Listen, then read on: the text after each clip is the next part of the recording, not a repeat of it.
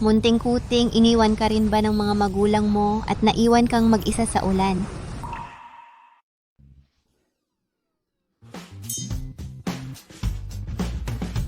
Mr. Kwan, anong klaseng babae ang gusto mo talaga?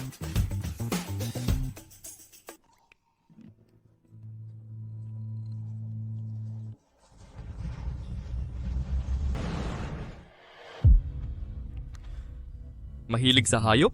Imposible! Ang hindi pa nahahalal na hari ng kabisera biglang nagkaroon ng puso?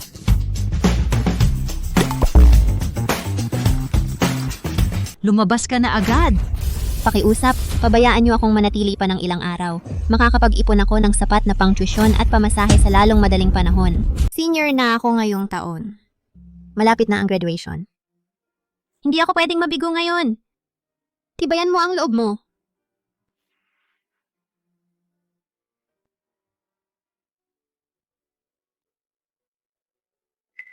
Excuse me.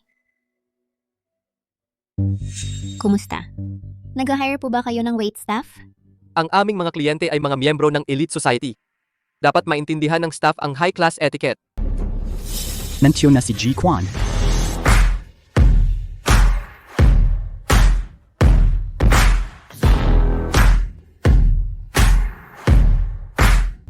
Narito, tulungan mong magpalamig si Ginoong Kwan.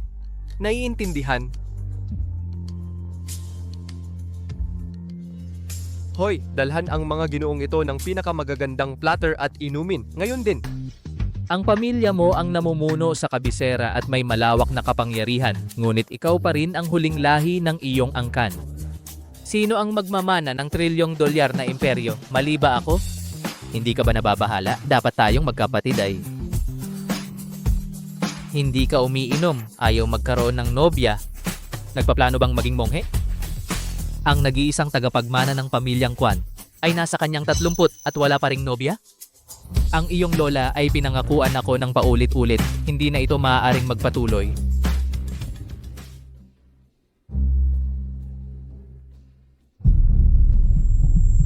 Epektibo ang pampagana na insenso.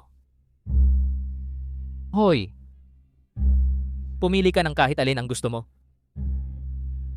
Lahat kayo, lumabas! Sandali!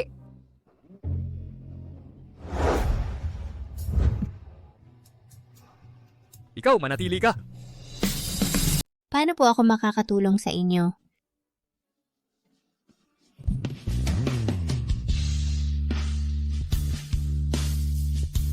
Ginong Kwan.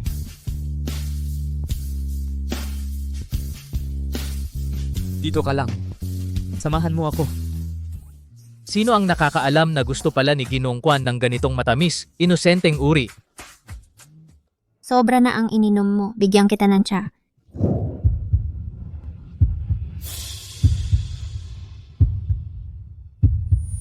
Bakit ako nahihilo at nilalagnat din?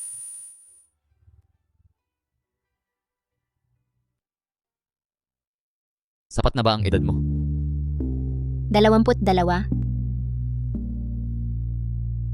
Ginoong Kwan, tagapaglingkod lang po ako. Hindi ko po inaalok ang serbisyong iyon. Huwag kang matakot. Ako ang bahala. Ang kapal ng mukha mo. Hindi mo nga alam kung sino ang ama? Tama na, Ma.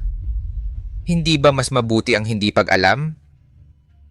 Tanggalin mo na lang ang pagbubuntis. Ang mga ospital ngayon ay may mga pamamaraan sa parehong araw. Makakapagtrabaho ka agad. Ang planta ay hindi maghihintay sa'yo. Ma! Malapit na akong gumraduate. Bakit pipilitin mo ako na pumasok sa planta? Halika na. Para sa ikabubuti mo ito. Walang kwenta ang kurso mo. Pagkatapos ng pag-aaral, hindi ka makakahanap ng magandang trabaho. Pero kahit mahirap maghanap ng trabaho, hindi mo ako dapat ipadala sa planta ng chemical. Ang lugar na iyon ay puno ng nakakalasong mga chemical. Sa ilang taon, magkakaroon ako ng cancer. Ikaw, bata ka pa? Bakit mo iniisip ang cancer ngayon? Sila ay nagbibigay ng mahigit 10,000 kada buwan, kasama libreng pagkain at tirahan. Ito ay matatag na kita. Ang sahod mo ay ipapadala direkta sa account ko. Iipon ko lahat para sa kasal ng kapatid mo at sa bagong bahay. Kinukuha mo ang pinaghirapan kong pera para sa buhay niya? Nanay, ako ay nagdadala ng 3 buhay sa loob ko. Yung mga fetus na baaring ipa-abort, walang malaking pagkakailangan. Makinig ka, isa ka lang pasanin. Kung hindi mo susuportahan ang kapatid mo, wala kang halaga sa akin. Pumunta ka agad at magpa-abort, ngayon.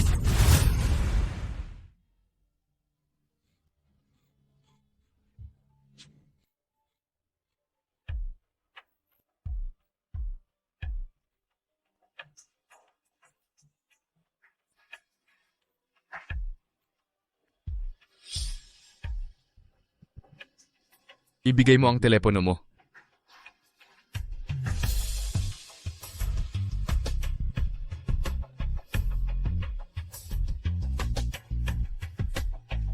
Pangalan.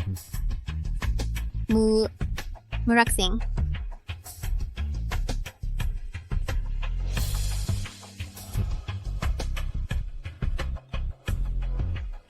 Magkano ang kailangan mo?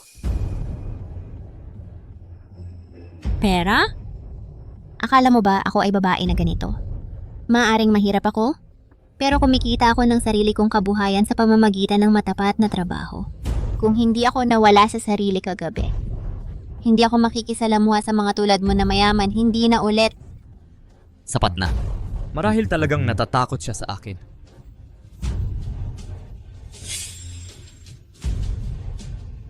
Kwansyo yan, talagang panagutan mo ba?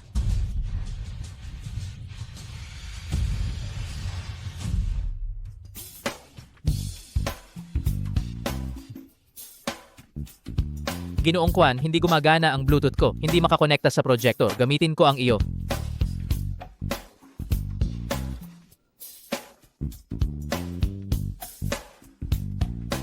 Sige, ito ang plano natin para sa 3 buwan. Susunod tayo sa layunin na ito. Manatili sa estratehiyang ito para sa matatag na pag-unlad. Repasuhan natin ang mga detalye.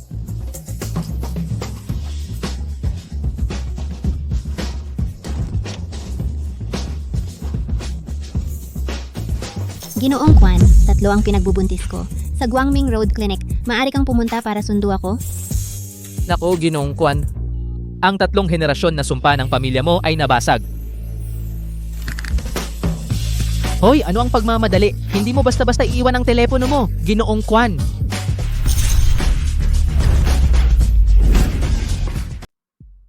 Papunta ba siya para sundo ako? Bakit ang tagal?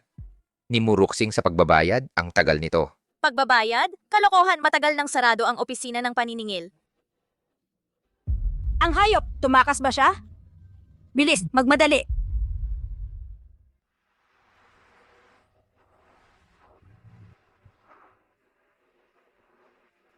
Napaka-impluential niyang tao, baka hindi siya interesado sa mga sanggol na ito.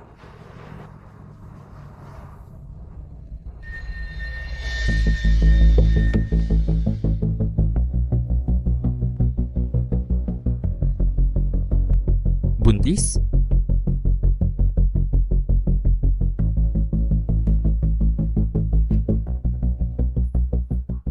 Hayop, buntis ka pero gusto mo pang tumakas. Hala, tara na, Mr. Kwan. Ilayo mo ako ngayon.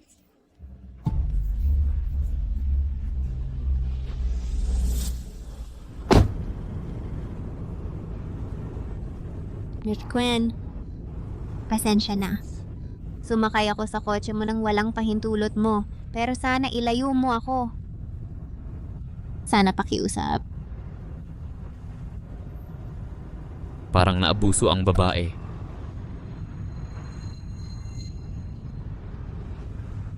Pumunta sa pribadong ospital ng pamilya Kwan. Tumakas talaga siya. Kapag nahuli ko siya, babalik ko ang mga binti niya. Hayop na babae, kadiri. Triplets? Triplets talaga, Mr. Kwan. Mismo ay nagdadala ng mga tunay mong sanggol. Naipaalam ko sa master at madam ang magandang balita. Ilabas ang mga sanggol. Kukunin mo ang mga sanggol pero ako ay itatapon? Huwag kang magsalita ng kalokohan. Sabi ko, ako ang pananagutan. Tama. Simula ngayon, ikaw ay magiging manugang na babae ng pamilya Kwan.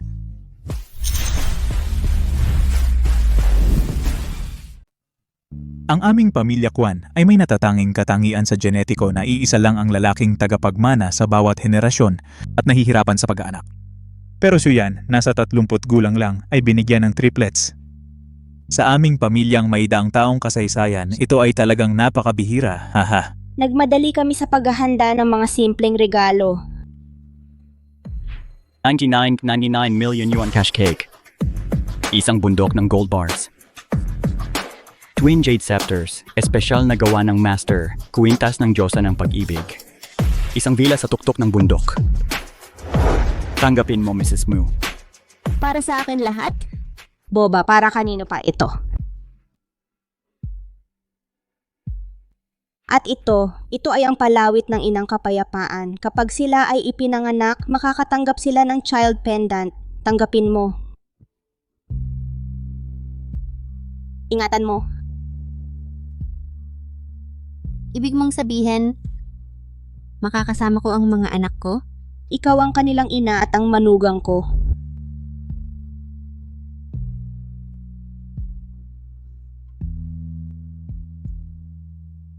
Sumama ka sa akin.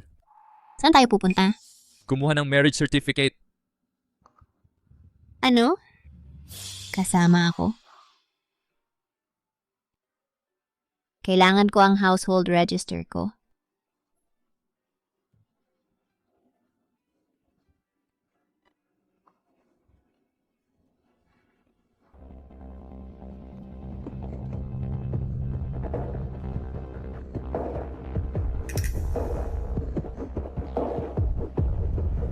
Tumakas si Murok Singh. Paano ko ipapaliwanag sa chemical plant? Anong lakas ng loob mo para bumalik? Household register? Bakit mo kailangan? Anong ginagawa niya? Malamang nagtatakas kasama ng loko. Hindi siya loko. Anong lakas ng loob mo? Pinagtatanggol mo siya? Nagdadalang tao ka ng hindi kasal. Ngayon nagtatakas? Sa lahat ng ginawa namin para sa'yo, ikaw ay nagpapahiya sa amin ng ganito. Umalis, magpa-abortion ka. Hindi ako pupunta. Mga anak ko sila. Sino ang nagbigay sa'yo ng karapatang magpasya sa kapalaran nila? Ang kapal mo dahil ako ang nanay mo. Tara na, magpa-abort ka. Hindi ako pupunta. Ayaw ko.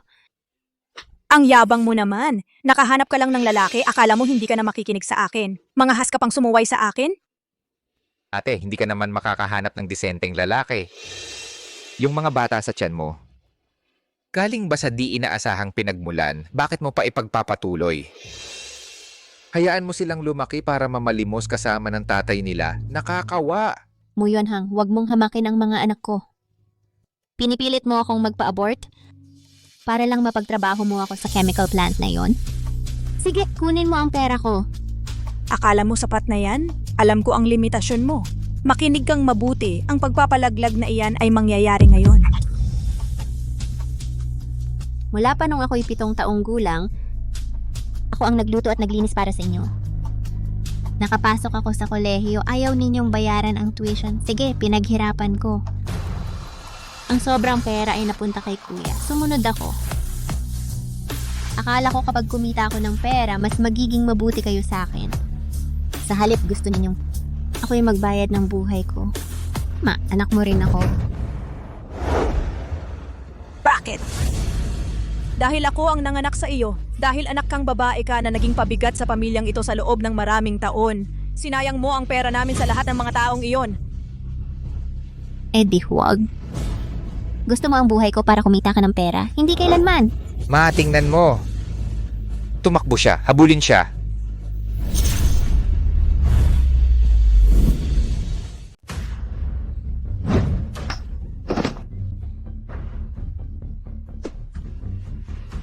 Walang hiya ka, nagbuntis ka bago ikasal at nagdadala ng anak ng kung sinong lalaki. Hindi ba yan ang panganay na anak ng pamilyang mo? Binuntis siya ng kung sinong lalaki. Nagpapaka-inosente siya pero hinayaan niyang makipagtalik sa kanya ang isang lalaki. Hindi siya kung sinong lalaki. Si Quan Shuyan siya. Binaliw ka ba ng lalaking yon, ha? Gusto kaya ni Mr. Kwan ng isang walang hiya tulad mo? Tawagin mo siya dito. Tingnan natin kung si Mr. Kwan nga ba siya o kung sinong lalaki lang. Huwag, hindi ko pwedeng istorbohin si Mr. Kwan. Ang tagal na niyang nawala, wala man lang balita. May nangyari kaya?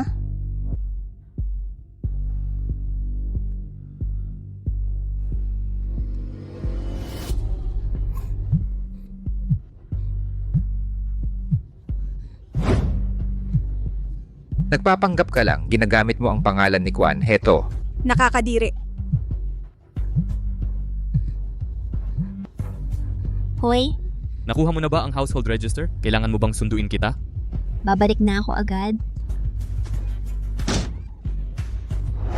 Roxing, anong nangyari? Magtatakas ka pa rin kasama ng lalaking yon? Sige, gawin mo. Ako ang nagbigay sa'yo ng buhay na to. Ang dugo ko ang dumadaloy sa'yo.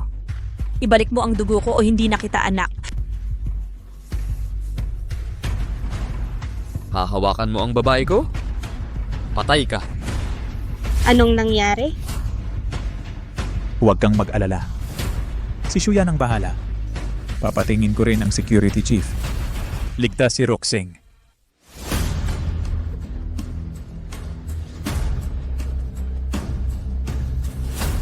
cut! Cut!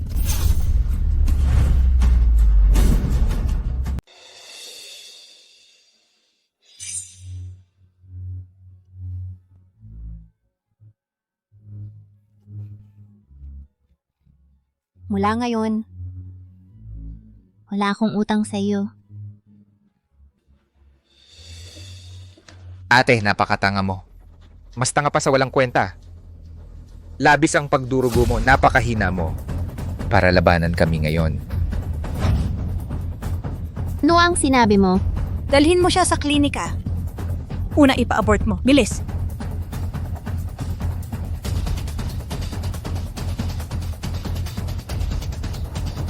Klinika Roxing, hintayin mo ako.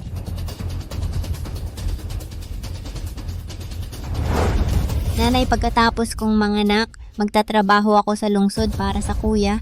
Nagmamakaawa ako sa iyo. Payagan mong panatilihin ko ang mga sanggol. Kung maghintay tayo sa pagpapanganak, mawawalan tayo ng libo-libo.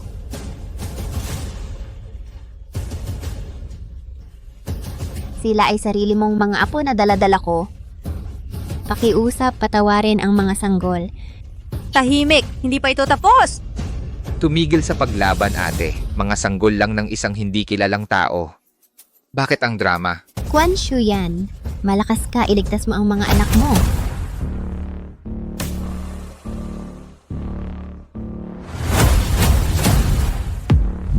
Palibutan ang klinika.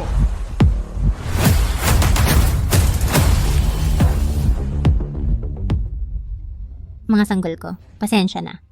Hindi ko na ipagtanggol ka.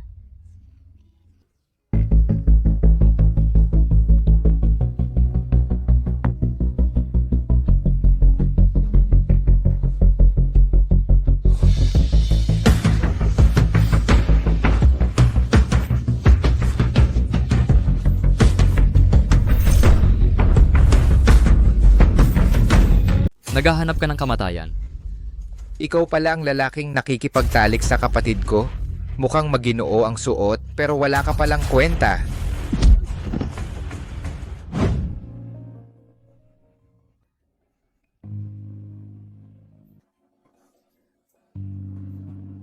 Yuan Hang, anong lakas ng loob mong sakta ng anak ko? Papatayin kita, gago. Tama na. Nagdala ka ng backup, ha? Tumatawag ka ng mga tambay para magpakatapang. Akala mo ba natatakot ako? Akala ko hindi ka na darating. Tumigil ka sa pagiyak. Kahit anong mangyari, huwag kang matakot. Nandito ako. Sa loob ng 3 minuto, sasara na ang klinikang ito. Nakuha na. Haha, ang yabang naman ng salita mo. Akala mo ba ikaw si makapangyarihang Ji-Kwan na isang utos lang ay magsasara ng mga klinika? Kawawa. Kawalang hiyaan. Dilat ang mga mata mo at tingnang mabuti. Ang lalaking ito sa harap mo ay si Ji-Kwan.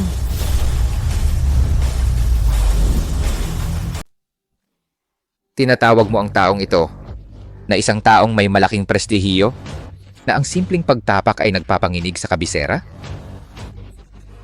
Ha, nakakatawa ito. Siya talaga ang Mr. Kwan. Totoo ang sinasabi ko. Puro kahangin. Isang walang kwentang tao tulad mo nangangarap maging maharlika. Puro pangarap lang. Mga tangang-tanga. Nagpapasakit ka at hindi titigil. Mga salbahe, hintayin mo lang.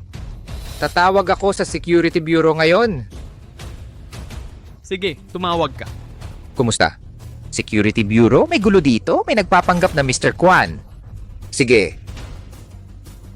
Sabi ng commissioner ang pagpapanggap na Mr. Kwan ay treason.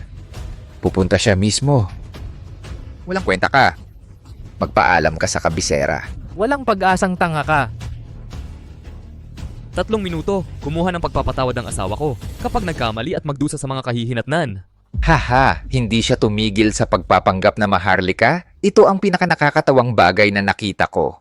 Itigil mo ang kalokohan ngayon. Tahimik! Batang walang galang, nakikisalamuha ka sa taong ito. Walang hiya. Walang batasang tao. Kapag dumating ang mga security forces, papatay ka nila. Biro atin nagpapanggap na Mr. Kwan. Ginoo, narito po kayo. Ito ang walang batas na salbahe. Nagpapanggap siya na Mr. Kwan at sinaktan ako.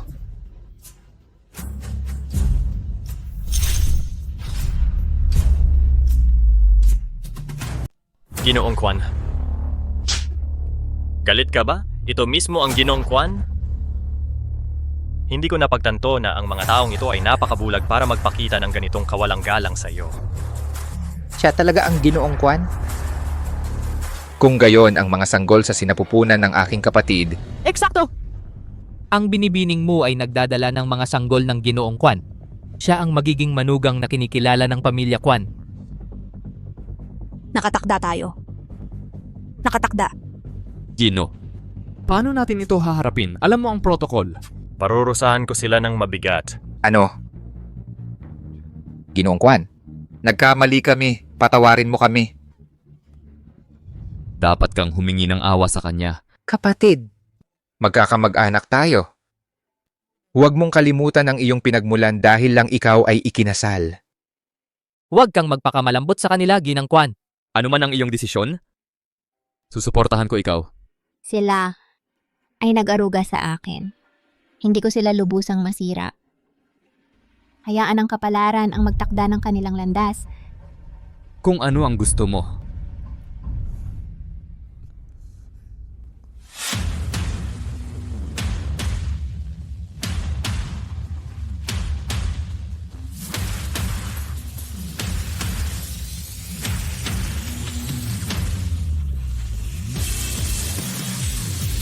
Maligayang pag-uwi, Ginoong Kwan at Ginang Kwan.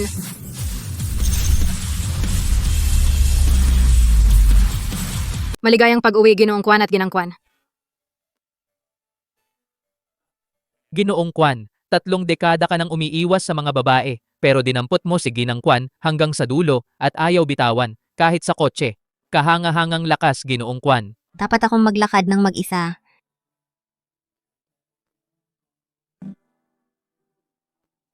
Sino ang mag-aakala?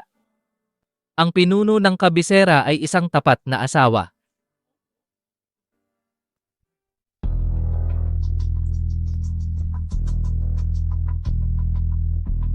Ano ito? Ang manugang ko. Sino ang naglakas loob na pagmalupitan ka? Kunin agad ang doktor. Bilisan. Ang mga sugat sa laman ni Ginang Kwan, gaano man kalalaga galing sa tamang pahinga. Ang mas malalim na sakit ay nasa kanyang pinahihirapang kaluluwa. Kahit hayop, hindi lalamunin ang sariling anak. Ang kanyang sariling mga magulang sinubukang wakasan ang kanyang pagbubuntis. Hindi sila karapat-dapat maging magulang. Sana'y mabagsikan sila ng kidlat. Babaan mo ang boses mo, natutulog pa si Ruxing. Kawawang bata. Shuyan. Naiparehistro ko na ang inyong kasal. Mula ngayon pakitunguhan mo siya ng mabuti. Ginoong Kwan, ang mga sugat ni Ginang Kwan ay pumipigil sa tamang pagligo. Sapat na ang sponge bath. Tutulungan mo ba siya or dapat... Ako na ang gagawa.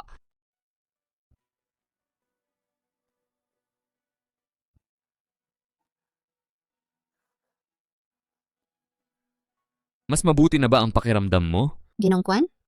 Salamat sa pagligtas mo sa akin. Gaano katagal akong natulog? Paumanhin nakatulog ako. Matulog ka hanggat kailangan mong magpahinga. May mga sugat ka. Mahirap ang pagligo. Hayaan mo akong magbigay ng sponge bath. Ano? Ano, kaya ko itong gawin mag-isa. Magpakabait.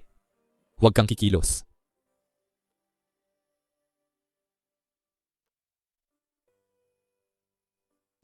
Si Mr. Kwan na malamig at walang awa, ngayon ay napakalambing at maalaga para lang ako'y paliguan?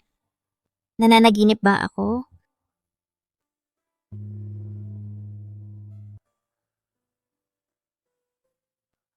Anong ginagawa mo? Hinuhugasan ko ang iyong likod. Hindi na kailangan. Ang tindi ng pagkapula ng mukha mo. Nag-iisip ka ba ng hindi dapat? Hindi ako nag-iisip ng hindi dapat. Hinuhugasan ko lang ang likod mo. Wala nang iba.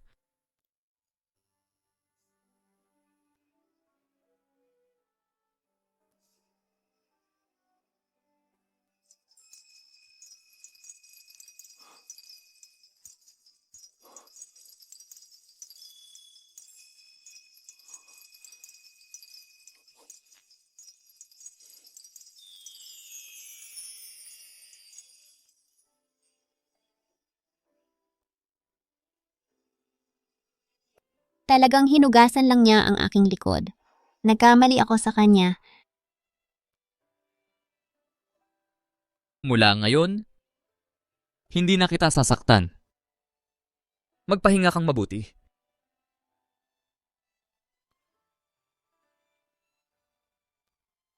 Ang lahat ngayong araw ay parang hindi totoo. Mrs. Kwan, ano ang gusto ninyong pananghalian?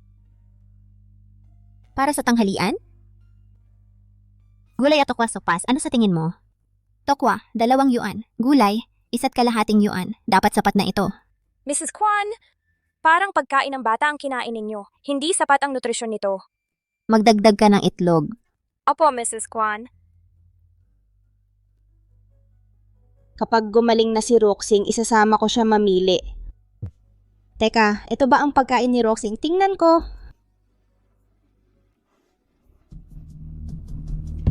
Buntis ang manugang ko at ito lang ang ihain ninyo?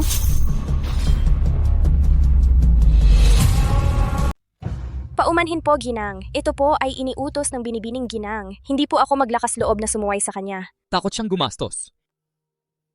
Maaari ka nang tumayo. Kanselahin ang putahing ito. Padalhan mo siya ng aking pang-araw-araw na bird's nest. Kunin ang nangungunang 10 Michelin chef para maghanda ng kanilang mga signature dish. Bawat isa ay gagawa ng kanilang espesyalidad. Ipadala rito.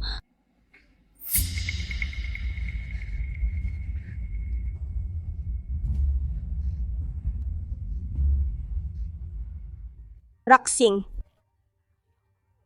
Huwag kang matulog dito, bumangon ka. Ma, Ginoong Kwan, natakot akong madumihan ng kama. Engkantada. Ikaw ang ginang ng bahay na ito. Matulog ka kung saan mo gusto. Pinagluto ka ni Ma ng bird's nest soup. Uminom ka muna.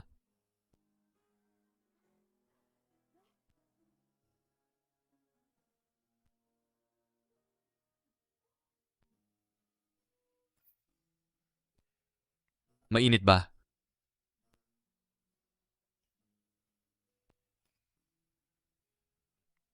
Dapat ay lumamig na ito ngayon.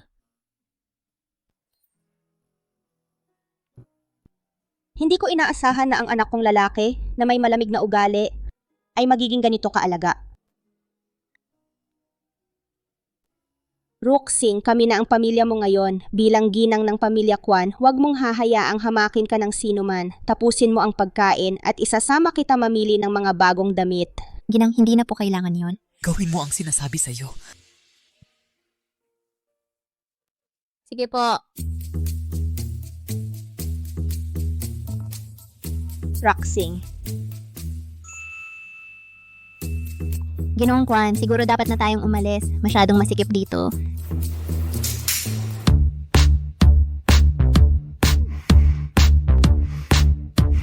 Nalinis na po ang tindahan. Maligayang pagdating, Ginoong Kwan, Ginang Kwan at Yang Kwan. Kinagagalak naming tanggapin kayo.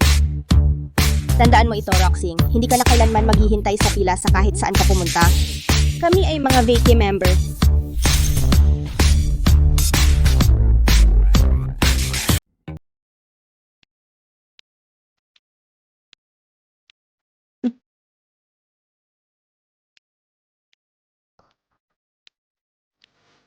Pasensya na, hindi ko sinasadya ang mahawakan. Hindi yon ang ibig sabihin ng clerk. Ang mga display cabinet ay regular na modelo lang lahat, hindi karapat-dapat para sa aking manugang. Ilabas mo ang mga yan.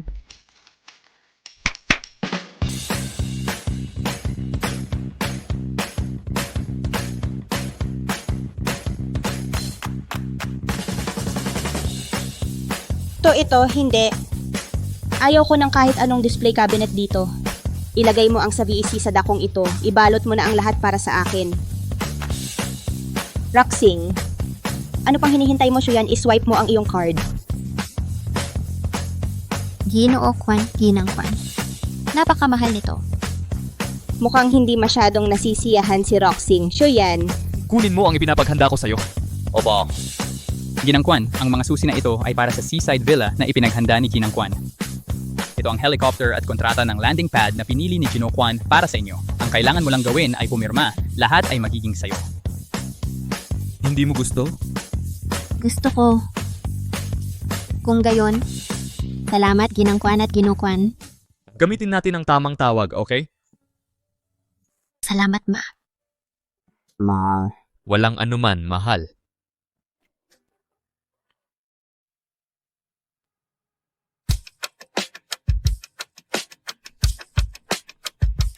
Anong iniisip mo?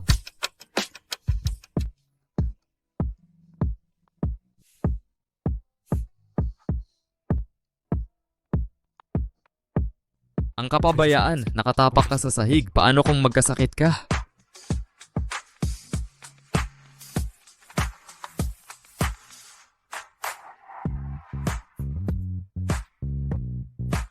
Kwan. Mahal. Maraming regalo ang ipinaghanda ni Mama para sa akin. Hindi ko alam kung paano siya tutumbasan. Sa linggong ito, ang kaarawan ng aking ina. Bakit hindi tayo pumunta sa auction at bumili ng regalo para sa kanya? Pero wala akong pera. Ang pera ko ay pera mo.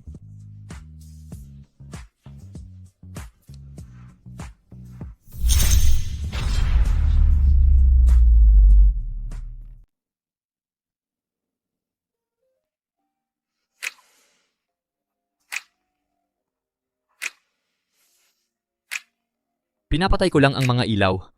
Bakit mo ipinipikit ang iyong mga mata? Parang naglakbay ang isip mo sa ibang lugar. Hindi naman.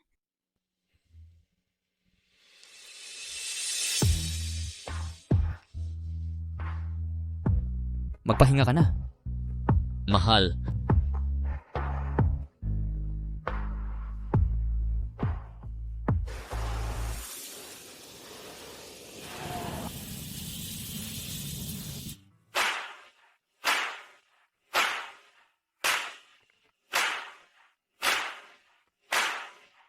Nandito na si Jay Kwan.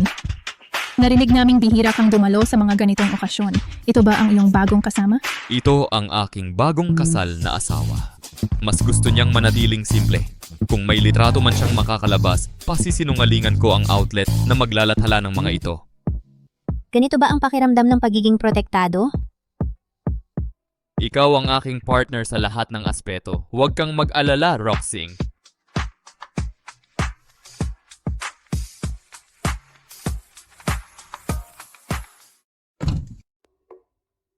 Meijing, narinig kong dumalo si Ji Kwan sa auction ngayon. Alam ng lahat na magkapanalig ang inyong mga pamilya habang buhay. Ikaw lang ang karapat-dapat kay Ji Kwan. Siyempre naman. Si Shuyan iyon. Teka, sino yung babaeng katabi niya?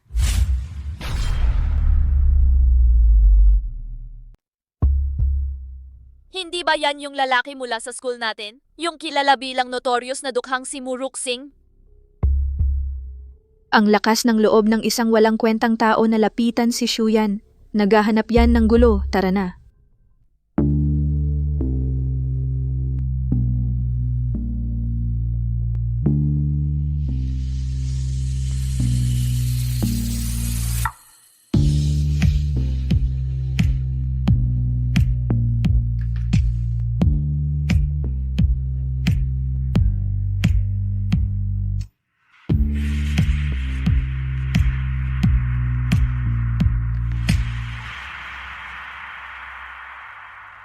Hindi ba yan si G. Kwan? Unang beses ko siyang makita sa ganitong event. Tama ba ang nakikita ko? Si G. Kwan na ayaw sa babae may kasamang babae? Ma'am, VIP seats po ito. Pakiupo po sa inyong nakatalagang upuan. Bakit hindi ako pwedeng umupo dito? Kung yung walang kwentang to ay pwedeng umupo, bakit ako hindi? Kasama po niya si G. Kwan. Hindi po namin pinapakialaman ang mga bisita niya. Kailan pa naging ganito ang Solivier Auction House na nagpababa ng standards nito at pinapapasok ang kung sino-sino? Mu Roxing. Huwag mong sabihing wala ka pang 100 yuan. Kilala mo ba siya?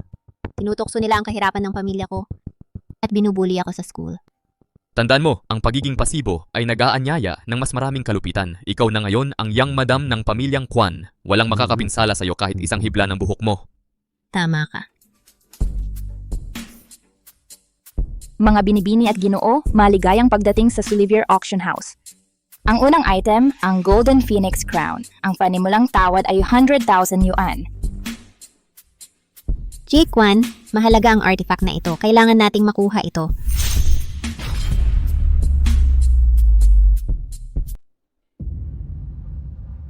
Ang dagawa ng alahas na ito ay pangit. Malinaw na mababa ang kalidad. Wala pa siyang karanasan. Kailangan pa niya ng gabay mula sa Ginoong Kwan. Siya ay walang kwenta, mahirap at ignorante. Huwag mong ilahad ang kahihiyan ni Shuyan. Binibini, kilala ba tayo? Joyan, hindi mo ba ako naaalala? Ako ang heiress ng pamilya Jiang. Nagkakasama tayo nung bata pa. Nakalimutan mo ba? Hindi ako nag-aaksaya ng oras sa pag-alala sa mga walang kwentang tao. Shuyan. Mag-ingat sa iyong mga salita, Binibini Jiang. O ang desperadong pakiusap ng iyong ama para sa proyekto ng East Suburb ay mawawala.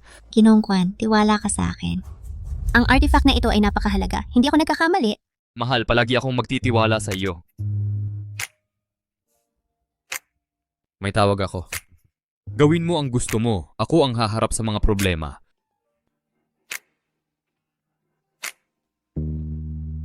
Bukas na ang bidding. 150,000. Binibili niya ang basura para sa 150,000? Gagawin kong masayang ang pera mo. 200,000. 300,000.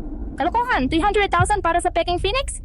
Dahil walang gustong kunin ang basurang ito, ipaubaya mo na sa kanya. Sayangin ang pera niya. Magsisisi siya. 300,000, unang tawag. Pangalawang tawag. Sold. Tapos na ang deal. Cash lang ang bayaran mo, Roxing. Walang credit terms. Ang 300,000 ay maliit lang dito, pero ikaw ay bankrupt. Binibini mo, casho. Hard.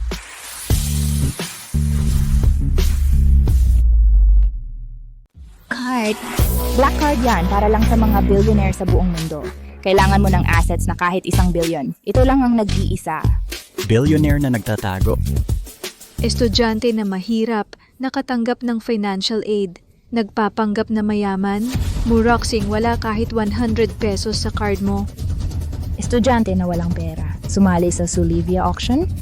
Katawa-tawa! Ang katotohanan sa swipe. Hindi kilala ang card. Hindi tinanggap ang payment. Anong nangyayari? Nasira ba ang machine? Miss, baka gusto mo subukan ang ibang card? Pero ito lang ang card ko. Muroxing, kapag nanalo sa bid, hindi na pwede ibalik. Fraud sa auction. Palabas siya. Sandali.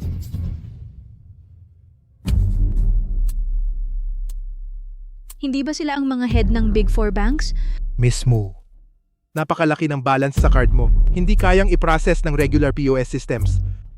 Sa utos ni Mr. Kwan, dinala namin ang cash. Card ni Mr. Kwan yan. Nasaan siya? Nahihiya siyang makita kasama ang walang kwentang tao, kaya umalis siya. Muroxing, ang card mo? Ninakaw mo yan habang hindi nakatingin si Mr. Kwan? Hindi ko ninakaw. Kung hindi, bakit si Mr. Kwan? Ipagkatiwala sa'yo ang napaka-importante na card, tapos aalis. Mga taong walang kwenta tulad mo. Hindi kayang maging malinis, security, tanggalin siya. Bitawan mo ako. Ipaliwanag mo sa authorities. Bitawan siya.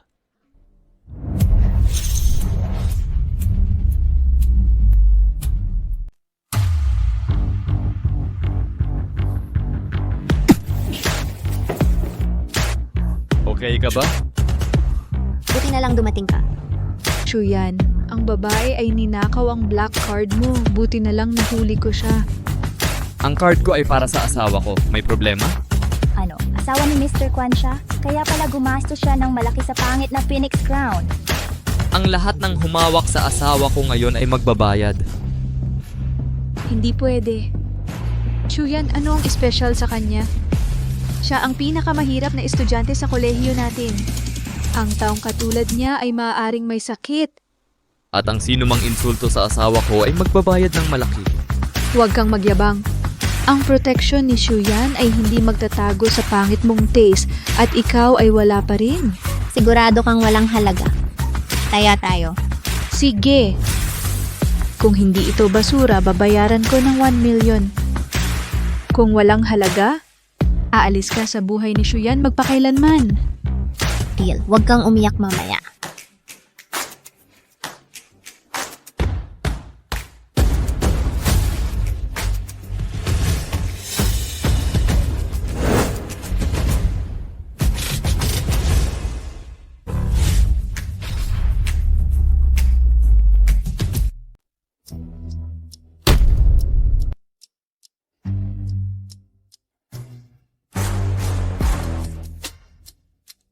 Sinira niya talaga ang corona, nakakabili lang niya? Muruksing, nababaliw ka ba dahil sa tingin mo'y nalugi ka o ito'y ilang uri ng pagkasira ng ulo?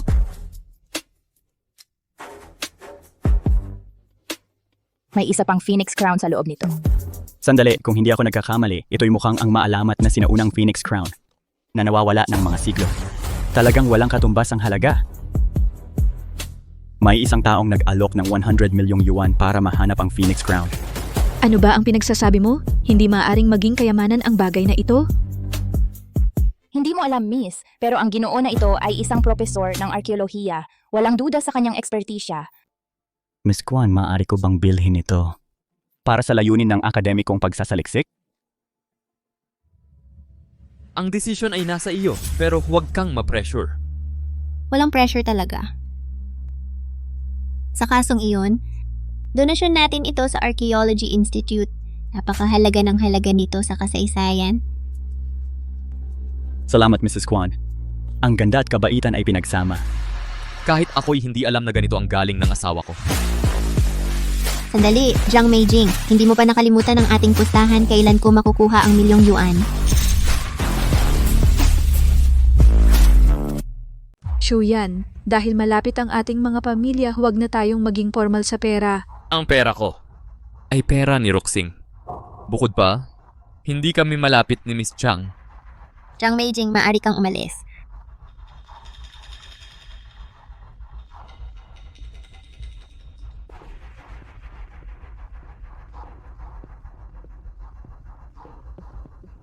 Kahit sino ka, ang posisyon ng Mrs. Kwan ay pwedeng akin.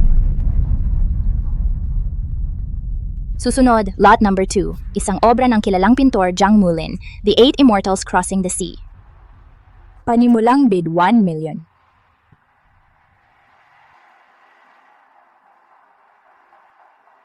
Paborito ng ina ang obra ni Master Zhang. Magugustuhan niya ang regalo na ito? Hindi. Ito ay malinaw na peke. Ano, may insight ka, dear? Ang mga painting ni Master Zhang ay may malambot na mga stroke at magkakatugma mga kulay. Pero ang piece na ito ay may clumsy brushwork at chaotic coloration. Ito ay halatang kopya. Hindi ko alam na ikaw ay isang art connoisseur. Maraming hindi mo alam tungkol sa akin. Nagkamali ako ng salita at naging carried away sa harap niya. Pasensya, Mr. Kwan. Nagbibiro lang ako. Dear, hindi mo kailangan. Magpigil sa akin. Ito ay endearing. Maaari akong kumilos ng libre sa iba rin? Talaga. Bilang asawa ko, hindi mo kailangan mag-please sa kahit sino. 3 milyon.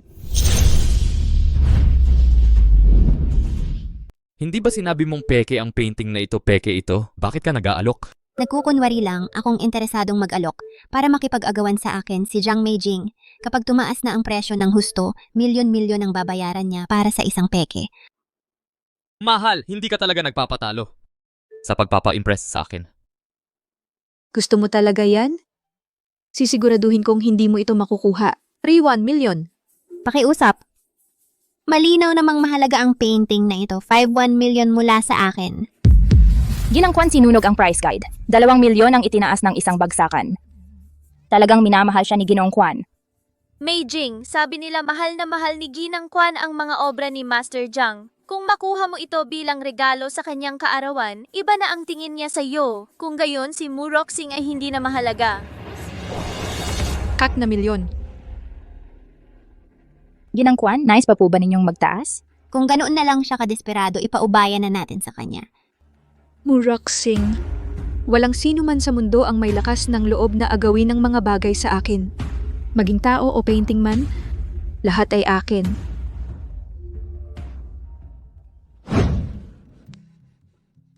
Ano kaya ang gagawin ni Jiang Meijing kapag nalaman niyang peke pala ito? Wala akong pakialam sa kanya. Ang nakakamangha sa akin ay kung paano ka naging napakakakayahang pagkatapos mong magmukhang walang magawa. Ang mga kinikita ko ay laging kinukuha ni Ina. Pero ngayon nakakuha ako ng 1 million ngayong araw. Ibabalik ko ang 300,000 para sa Phoenix Crown.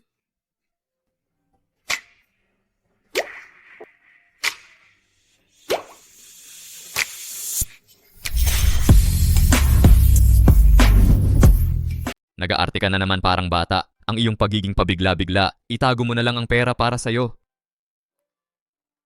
Mahal, sa pagitan natin, walang kailangang formalidad. Hindi na ito mauulit. Ay nako, naipadala ko na ang korona ng Phoenix sa Institute of Archaeology.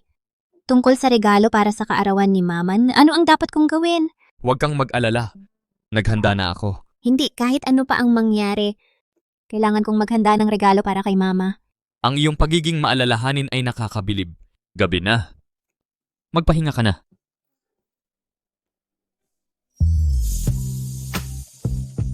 Ito ba ay para sa akin?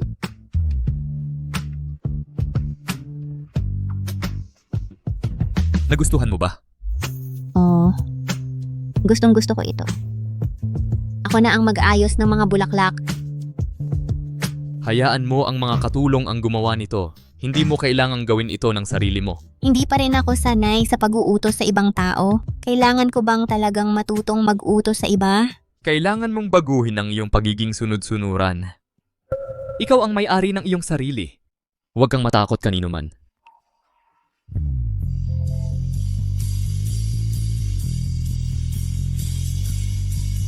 May naisip ako para baguhin ang aking pagiging sunod-sunuran. Ano ang plano mo? Ikaw ang mag-ayos ng mga bulaklak na ito Ako? Mag-ayos ng bulaklak? para mabago ang aking pagiging sunod-sunuran. Dapat magsimula ito sa iyo, ang nasa tuktok ng piramid. Hindi ko inaasahan na napakatuso mo pala. Ayaw mo? Susunod sa iyo, mahal.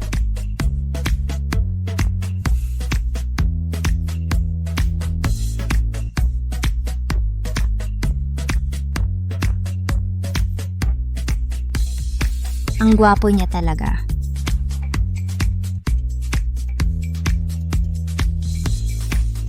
Patuloy kang nakatingin. Ano ang nasa isip mo? Hindi. Tapos ka na sa pag-ayos ng mga bulaklak, maari mo kunin ako ng tubig. Ano? Hayaan mong ibahin ko ang pagsasabi. Magsisimula ako ulit. Kunin mo ako ng tubig.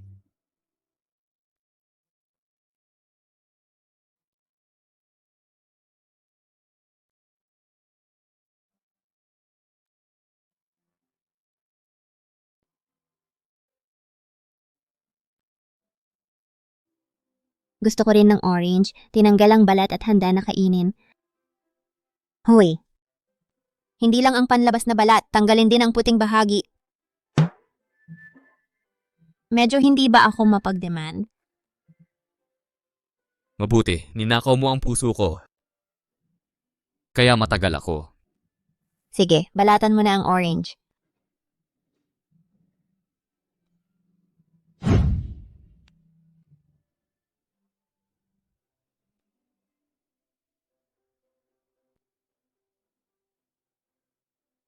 Hindi ko inakala na ako'y magiging boss ng uncrowned king ng capital. Dear, kontento ka ba sa iyong lingkod? Sobrang kontento nga. Well, paano ang tip? Pagod ako.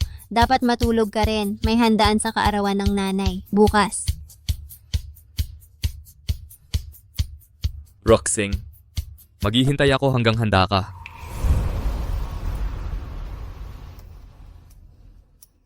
Madam, naaalala mo ba ako? Ako si Meijing. Wala ang tatay ko kaya pinadala ako para mag-celebrate kasama mo. Ang anak ng pamilya Jiang, ipagbigay mo ang regards ko sa Mr. Jiang.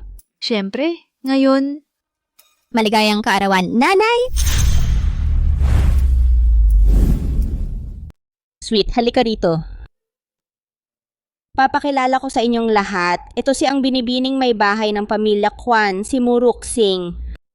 Siya pala ang binibining may bahay. Madalas kayong banggitin ni Ginang Kwan. Ngayon ko lang nakita, bagay na bagay kayo ni Ginoong Kwan. Salamat sa inyong lahat. Pero ang asawa ko ay mahiyain at madaling mabalisa. ang drama. Walang kwenta pa rin ang isang walang kwenta. Ginangkwan, nabanggit ng tatay ko na gusto ninyo ang mga painting ni Master Jiang. Kamakailan, nakakuha ako ng kanyang obra maestrang The Eight Immortals para iregalo sa inyo ngayon.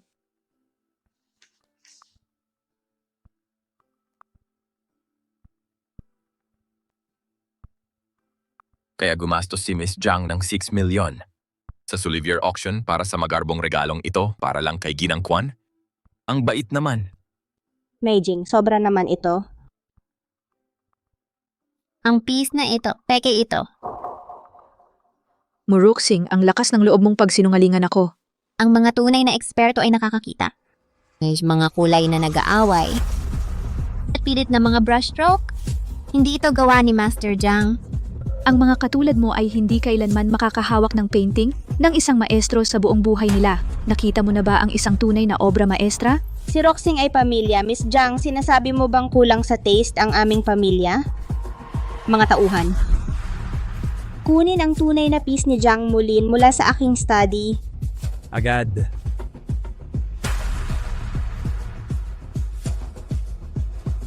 Yung tinitignan ko.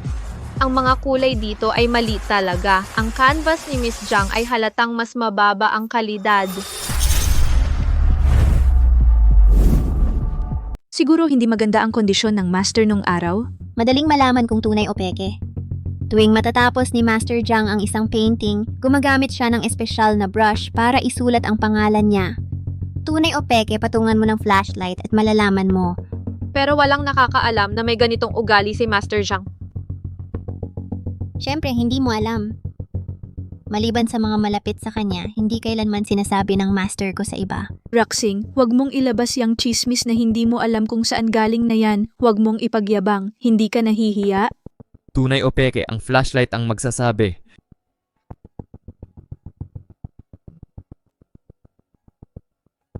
Ang painting na ito ay may pangalan ni Master Jiang. Ang kay Miss Jiang wala. Peke nga ba ang painting na ito? Hindi pwede. Sinasabi mo ba na Master Jiang Mulin personal na nagpinta at binigay sa akin ng peke? Roxing, napakatalino mo. Sayang na gumastos ng malaki ang Miss Jiang para bumili ng peke. Roxing, sinadya mo to. Alam mo na to, di ba? Ito ang bahay ng Kwan. Kung magdudulot ka pa ng problema, umalis ka. Roxing, dahil napakayabang mo, bakit hindi mo kunin ang regalo mo sa Madam Kwan para ipakita sa lahat? Ang binigay ko sa nanay ay sariling gawa ko. Wow, tingnan natin. Dalhin mo dito. Roxing, napakaganda ng pagpipinta mo. Gusto ko to. Talaga nga, hindi nagbabayad para sa'yo ang Shuyan. Kahit yang napakamura dinala mo. Teka, ang painting na ito parang gawa ni Musing, ang estudyante ni Master Jiang Mulin.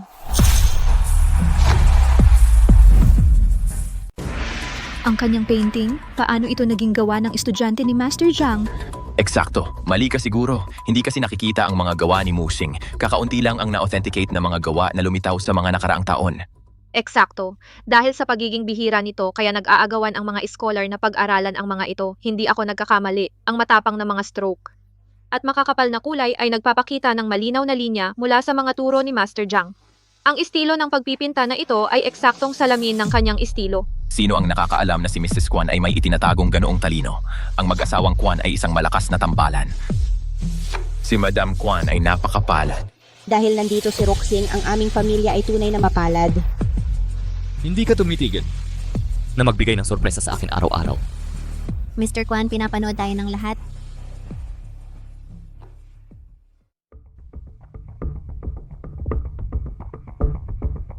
Ang painting na ito ay peke. Si Muraksing ay hindi estudyante ng master. Ang orihinal ng artwork na ito ay nakasabit sa collection ng isang pribadong museo. Pamilyar ang pakiramdam ng painting na ito. Nakita ko ito sa museyong iyon. Ako mismo ang nagpinta nito. Paano ito naging peke? Ang version ni Mrs. Kwan ang tunay. Malinaw na nagnakaw si Muraksing mula sa koleksyon ng museyong iyon. Ang isang magnanakaw tulad mo ay dapat harapin ang katarungan sa korte. Si Roxing ang batang madam ng pamilyang Kwan. Kapag hinawakan mo siya, kami ang kaharap mo. Dumating na si Master Jiang Mulin. Ang binatang ginoong ito ay...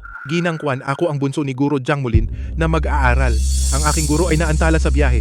Pinapunta niya ako upang ihatid ang ginseng at snow lotus para sa iyong pagdiriwang ng kaarawan.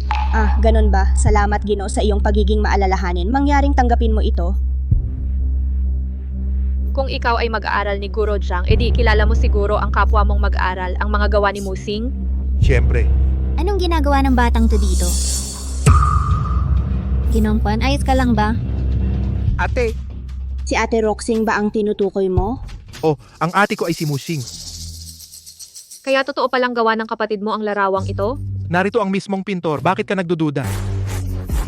Mahal, hindi ko inakala na magiging ganito kataas ang iyong narating. Kaya ikaw pala talaga ang kilalang pintor na si Musing. Siyempre naman, ang ate ko ang paboritong mag-aaral ng aming guro. Alam ng lahat na bihirang kumuha ng mga mag-aaral si Guro Jiang at si Musing lang ang kanyang estudyante. Sino ka? Hindi ka ba isa lang sa mga artista na inupahan ni Muraksing?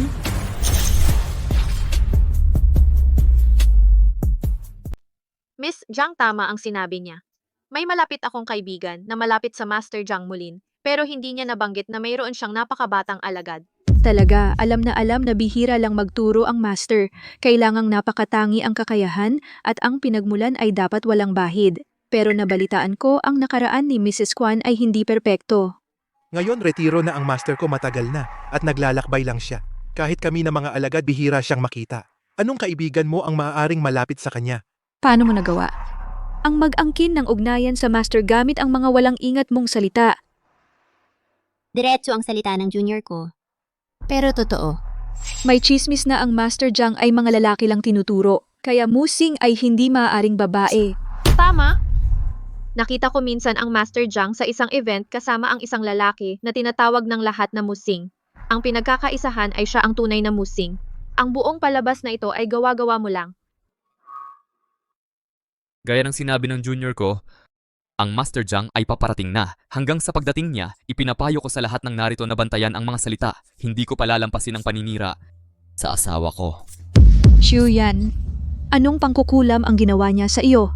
Ang pagkuha ng mga painting sa museum ay krimen na maaaring ikulong ang Muraksing sa loob ng maraming taon. Hayaan mo akong makita sinong may lakas ang humuli sa minamahal kong alagad.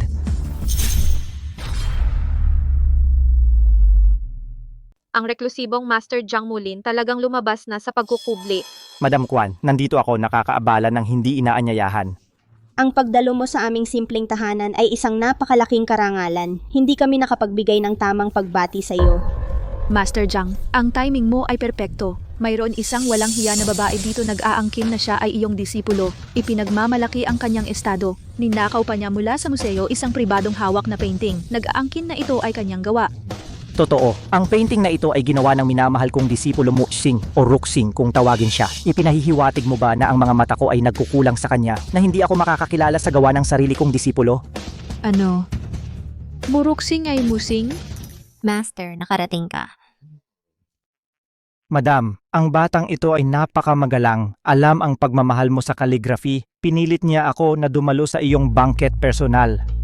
Isang simpleng regalo para sa iyong kasiyahan. Ang mga tunay na gawa ay naiiba. Tingnan ang pagkakaiba sa mga ito.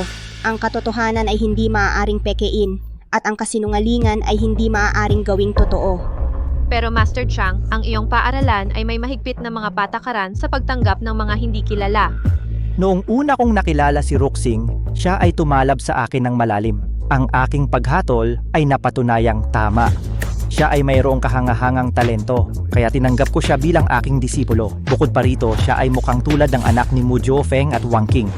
Mu Jiufeng ay ang pinakamayaman sa Yuncheng at pinuno ng pamilya Mu. Pero narinig ko ang pamilya nakaranas ng malungkot na pagtatapos. Mr. Mu ay namatay agad. Ang kanyang asawa ay bahagya nakaligtas sa pagsubok.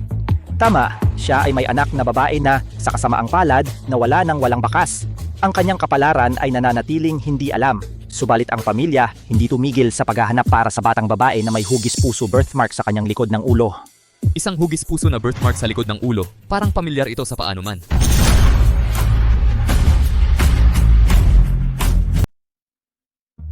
Ginoong Kwan, ang tagal-tagal ko nang hindi nakikita si Master. Pwede ba akong makipag-usap sa kanya? Hindi mo kailangan ng aking pag-aproba sa lahat ng bagay. Gawin mo ang sa tingin mo ay tama. Pupunta na ako ron.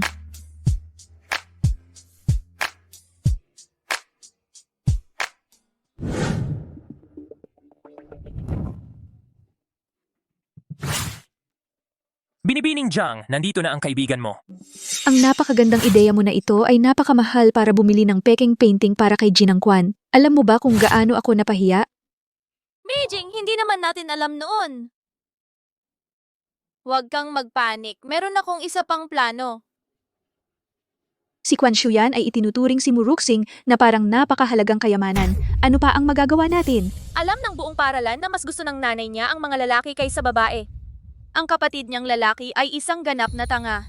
Ang targetin natin ay ang kanyang nanay at kapatid. May bali-balita na malakas magsugal ang kapatid niya. Oras na para pasiklabin ang gulo. Kapag ang pamilya ni Muruksing ay nahulog sa iskandalo, mahihila pa ba ang mga stock ng pamilyang Kwan? Tingnan natin kung ang pamilyang Kwan ay mananatiling walang gagawin. Kahit na gusto ni Ginong Kwan na protektahan siya, kailangan niyang piliin ang interes ng pamilya. Kapag si Muruksing ay nadungisan nila, itatakwil siya ng mga Kwan. Sige, gagawin natin ang paraan mo.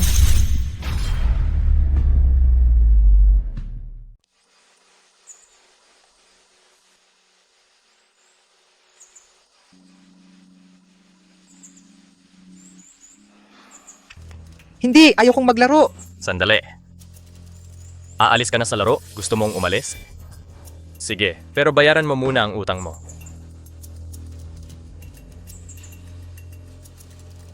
$1,000,000? 500,000 lang ang inutang ko, pangongotong ito. Anong sinabi mo?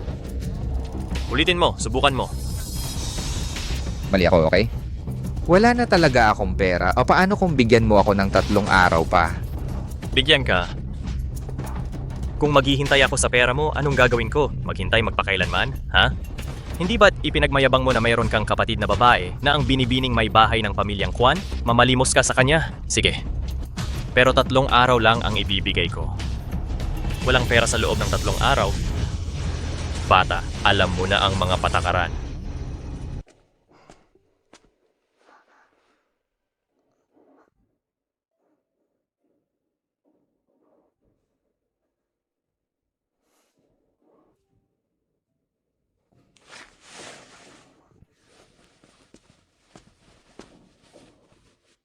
Kung matutulog ka ng basa ang buhok mo ulit, paano kita paparusahan? Hindi na mauulit. Mukhang hindi ka pa rin masyadong nagtitiwala sa akin. Disipulo ka ni Master Jiang Mulin. Ganito kahalaga at hindi mo sinabi sa akin? Hindi mo naman tinanong.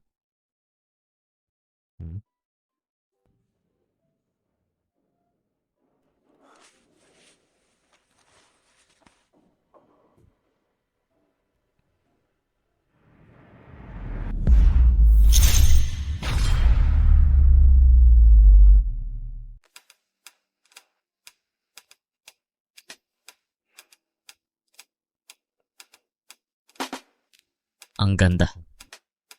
Nang leeg mo. Nakakakilabot. Isa ka bang vampira? Sa susunod na magtago ka ng bagay sa akin, mas malala ang kahihinatnan mo. Mula ngayon, sasabihin ko na sa'yo ang lahat. Paano mo nakilala si Guro Jiang Mulin? Noong bata pa ako, kumain ako ng ilang pirasong karne ng labis, kaya pinalayas ako ng nanay ko. Nang ako'y naghihingalo na sa gutom, ako'y iniligtas ng guro.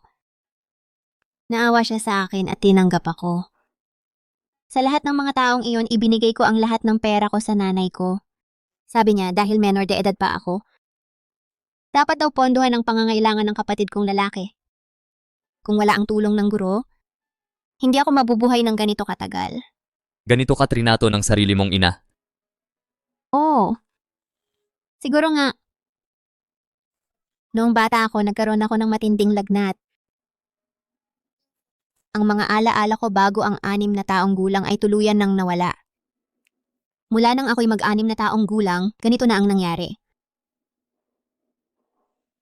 Ayaw kong pag-usapan ito. Matutulog na ako. Magpahinga ka na. Maging mabait ka. May mga bagay akong aasikasuhin.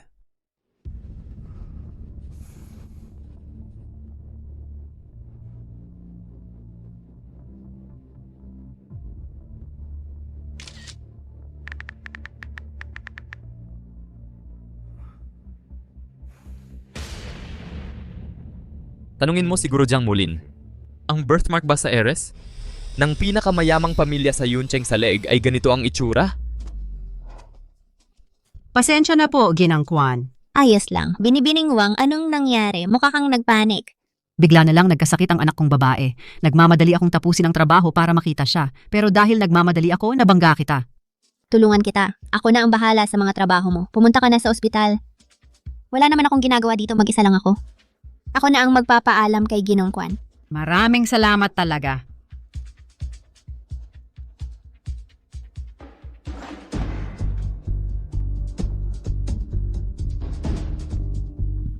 Roxing, anong ginagawa mo?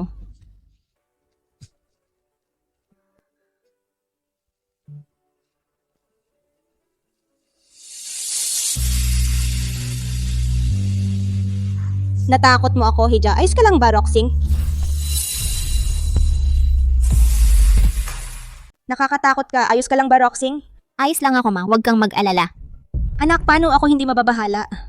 Makinig kang mabuti. Ikaw ang binibining may bahay ng pamilya Kwan at taglay mo ang tagapagmana ng pamilya. Walang pwedeng ipagsapalaran. Ang lakas ng loob mo? Pinagtatrabaho mo ang ginang. Ginoong Kwan, ako ang nag-usa para tumulong. Huwag mong sisihin ang mga tauhan.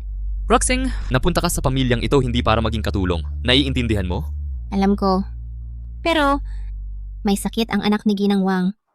Kailangan niyang pumunta sa ospital. Hindi ko naranasan ang pagmamahal ng isang ina. Alam ko ang pakiramdam ng pagkakasakit ng walang ina. Huwag kang magalit. Lumaki ka sa hirap, pero naging isang mabait kang tao, sapat na ang hirap na dinanas mo. Ayaw mong tulungan ko si Ginang Wang. Pero pareho kayong abala buong araw. Naiinip na ako sa sobrang walang ginagawa. Kailangan kong magtrabaho sa labas. Hindi ligtas sa kalagayan mo. Maaalagaan ko ng mabuti ang sarili ko. Pagkatapos ng lahat, nandito ka naman. Sige, payag na ako. Pero, sa Kwan Group ka magtatrabaho. Sige. Huwag mong sasabihin kanino man na asawa kita o walang magiging normal ang pakikitungo sa akin. Kung ano ang gusto mo. Mahal. Sandali, kailangan kong bantayan si Roxing. Hindi ko hahayaang may mang-api sa kanya.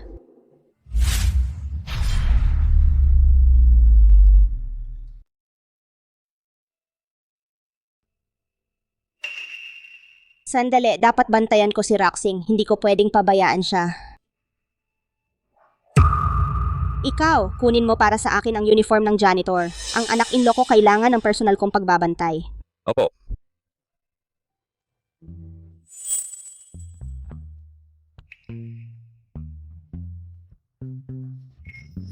Ang anak-in-law ko ay napakaganda.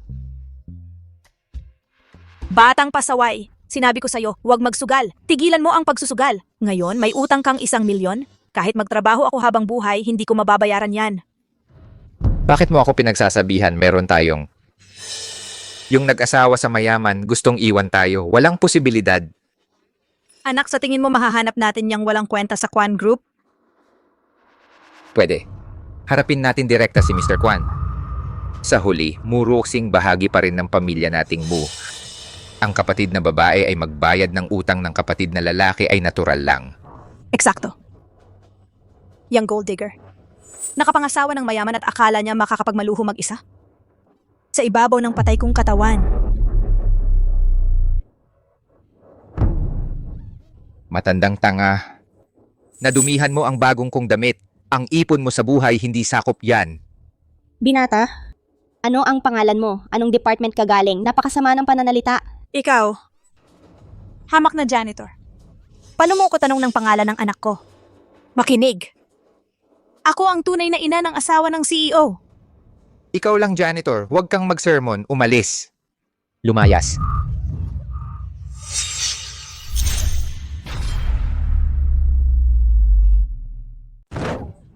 Nanay. Nanay, okay ka lang ba? Okay lang ako. Muroxing, bakit ka nakikipag-usap sa isang hamak na janitor? Ako ang tunay mong ina. Anong ginagawa mo? Ano? Ikaw ay nagpakasal sa mayaman at ngayon ay nagkukunwari ka na hindi kilala ang sarili mong pamilya? Ang isang hamak ay mananatiling hamak. Dapat ay nakikisalamuha ka sa mga elite. Imbes na mag-aksaya ng oras sa walang kwentang janitor na ito, paano ng isang hamak na tulad mo nakapag-asawa si Mr. Kwan? Dapat ay nakasumpong ka ng napakalaking swerte para makamit ang kasal na ito. Malinaw na. Lihim siyang nag-aaral ng mga paraan para mangakit ng mayayamang lalaki. Kaya nga si Mr. Kwan naawa sa kanya. Tumahimik ka. Mu Yuanhang. Hindi ka magtatagumpay dahil nanloloko ka imbes na magsikap. Hindi lahat ay tuso tulad mo. Ikaw ay isang salbahe lang. Anong karapatan mong kausapin ako ng ganyan? Mali ba ako? Ang mga taong tulad nila ay ipinanganak para maglingkod. Hindi ka naiiba. Isa ka lang talagang kahabag-habag na babae. Huwag mo siyang hawakan. Talaga namang nakakagalaw ito sa akin. Sige. Dilaan mo ito para sa akin at palalampasin ko siya. Magpakita ka ng respeto. Ito ang biyanan ko. Ano ang sinabi mo? Ang maruming cleaner na ito ang biyenan mo?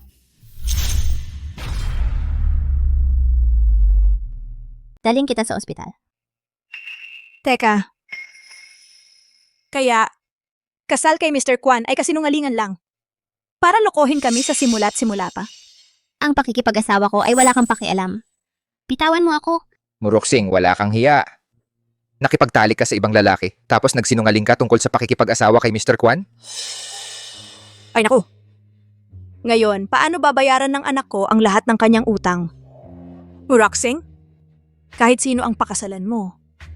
Ang lalaking iyon hanggang ngayon ay hindi pa rin kami binibigyan ng dote. Makinig ka! Paabutin mo sa kanya ang dote ngayong araw. Bitawan mo siya. Kayong mga tao ay walang katwiran. Ang dote ay para kay Roxing, hindi para sa iyo. Ikaw. Ito ay usapang pamilya. Matandang gago, huwag kang makialam. Ang mga babae ay umiiral para suportahan ang kanilang mga kapatid na lalaki. Ang kanyang kinikita ay para sa paggastos ko. Ano pa ang kailangan ng isang babae? Sa napakaraming pera? Si Roxing. Ay manugang ko, hindi inahing panghuthutan ninyo. Ang mga hindi ninyo pinapahalagahan ay pahahalagahan sa ibang lugar. Hayaan mong linawin ko ito. Ito ang Kwan Group. Ikaw ay isang hamak na janitor lang. Huwag kang mag-utos-utos dito. Roxing. Sige, kung magdulot ka pa ng gulo dito, pagsisisihan mo ito. Honey.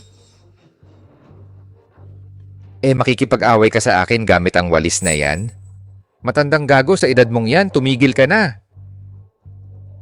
Ang kapatid kong babae ay hindi pa hihintulutang makuha siya ng anak mo ng libre.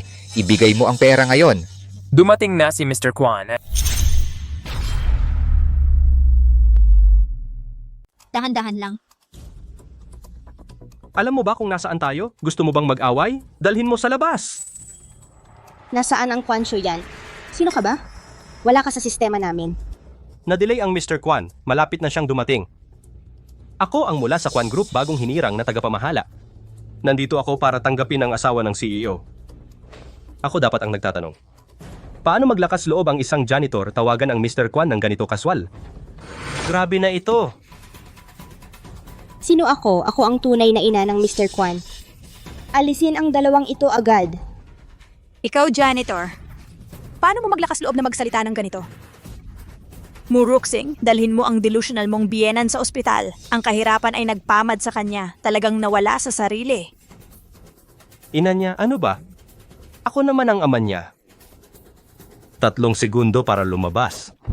O kung hindi, magsisisi ka. Sa pag-offend sa Mrs. Kwan. Sige, hintayin mo lang. Tatawagan ko ang Shuyan ngayon. Walang sino man sa inyo ang makakatakas.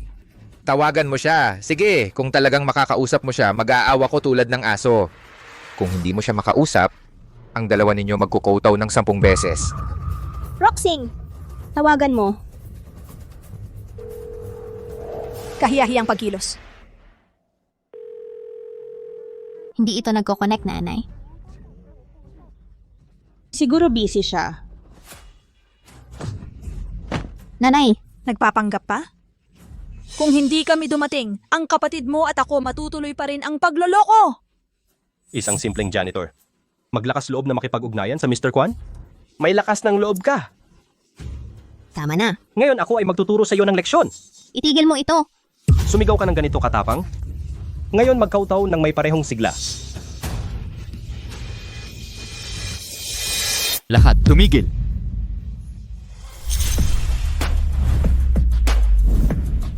Halika rito, tingnan mo. Ay sinong dumating? Ang asawa mong minimum wage lang ang sahod.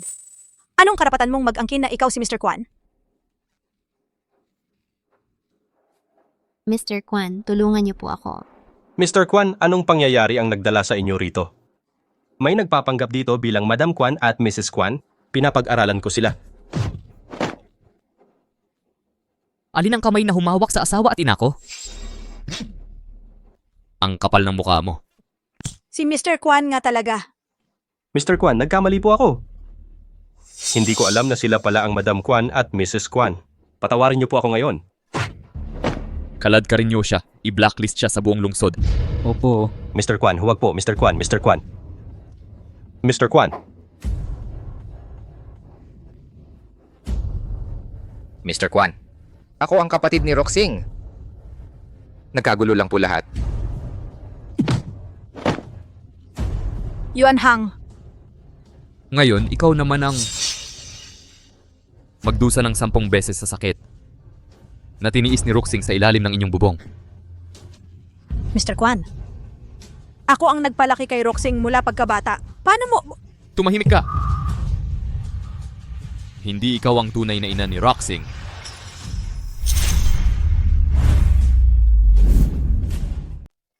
Ginong Kwan, ano ang ibig sabihin nito? Master Jiang Mulin, ilabas ang mga miyembro ng pamilyang Mu. Malugod naming tinatanggap ang pagbabalik ng binibini. Ginoong Kwan, si Roxing ay dinala sa aking sinapupunan ng 10 buwan. Paano mo nagawang pagdudahan ang pagiging ina ko? Hindi mo karapat-dapat ang titulong ina, walang pusong babae. Kung hindi matatag si Roxing, namatay na sana siya sa pang-aabuso mo. Tama si Ginang Kwan. Si Roxing ngayon ay ang tunay na tagapagmana ng pinakamayamang maharlikang pamilya sa Yuncheng. Paano siya magiging anak mo? Ginong Kwan, totoo ba ito? Napansin ko ang markang hugis puso sa iyong leeg kanina. Kaya iginuhit ko ito at ipinadala kay Master Jiang upang kumpirmahin kung tumutugma ito sa mga record ng birthmark ng tagapagmana ng Mu.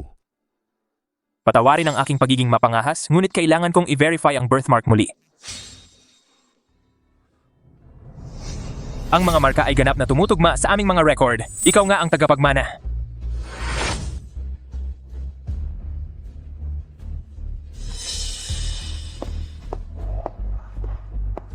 Kunin mo ang pera. Hindi na problema mo si Roxing. Kunin mo at umalis ka. Sige, aalis na kami. Teka, huwag mong hayaan na kunin nila ito. Nakuha natin.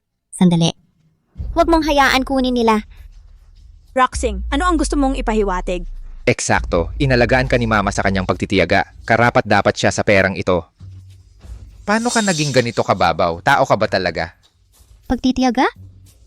Ang ibig mong sabihin, iniwan mo ako sa labas at pinabayaan mong magutom, ginamit ang kinita ko para sa mga kotse, o ginawa akong cash cow para magka-profit? Roxing, nagkamali ka ng pagkaunawa. Wala akong choice. Sa lahat ng mga taon, kinuha mo ang pinaghirapan kong pera at ibinigay mo sa Muyuanhang. Naging masyado na akong fair. Huwag kang umasa na makakuha kahit isang sentimo mula sa akin. Dear, lumaki ka. Kahit na maalala mo o hindi, ang mga turo ko ay pareho lang, pagpapatawad. Ay nagpapalakas lang ng pang-aabuso.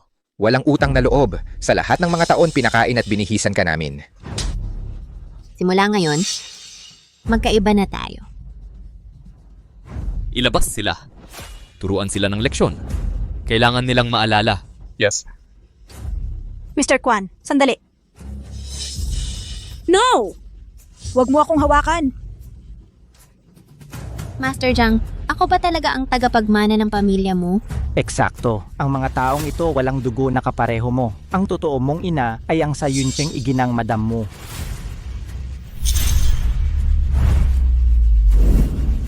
Ito ay tungkol sa tunay na pagkatao ni Roxing. Dapat tayong maging masusi, Ginoo. Ang pamilya mo ay talagang naghahanap sa lahat ng mga tao na walang pahinga para sa kanilang nawawalang anak na babae. Lalo na ang kanyang ina, na umiiyak araw-araw kahit sa kanyang mga pangarap. Patuloy siyang nag-iisip ng paghahanap sa isang tao na may natatanging marka sa katawan. Nang ibahagi ko ang larawan ng marka ni Shuyan sa ginang mo agad-agad, nakilala niya ito kaagad. Walang pagkakataon ng pagkakamali. Ikaw ay siguradong kanyang anak. Maaari ba akong magtiwala sa kanya? Siyempre, ang ginang mo ay nag-utos ng mga paghahanda sa Yulong Hotel para sa iyong malaking pag-uwi at pagdiriwang ng salo-salo. Siya ay kasalukuyang sa ibang bansa, humaharap sa mga bagay-bagay sa negosyo. Sa salo-salo, makikipagkita siya sa iyo ng personal. Simula ngayon, Roxing ay magkakaroon ng pagmamahal ng isang ina at pag-aalaga sa wakas. Makakatanggap ka ng prestihiyosong estado at walang hangganang pagmamahal. Roxing, salot ka. Paano mo nagawang kunin ang puso ni Shuyan at ngayon ay nag-aangkin sa mataas na estado? Hindi ko bibigyan ka ng madaling paraan. Huwag mo siyang suntok. Siya ang tanging anak ko. Nagmamakaawa ako. Binigyan ko kayo ng oras para kunin ang pera, pero hindi kayo nagtagumpay. Mas maraming oras po. Meijing, Mayroon akong proposal sa negosyo. Kung matatapos mo ito, ang mga utang mo ay mababayaran.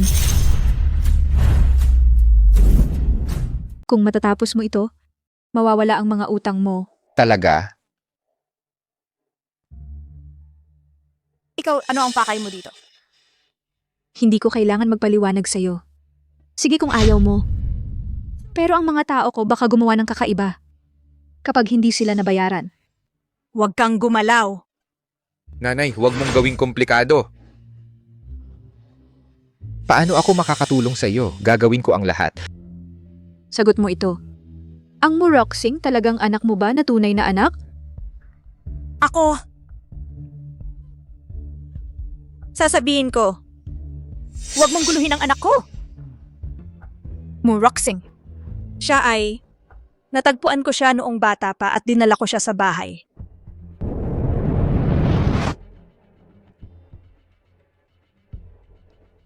Teka.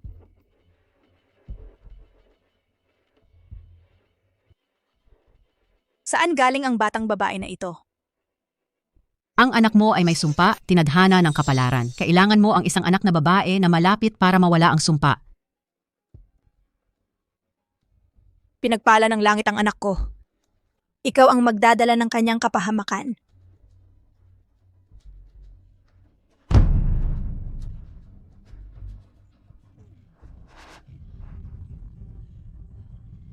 Mag-ingat ka.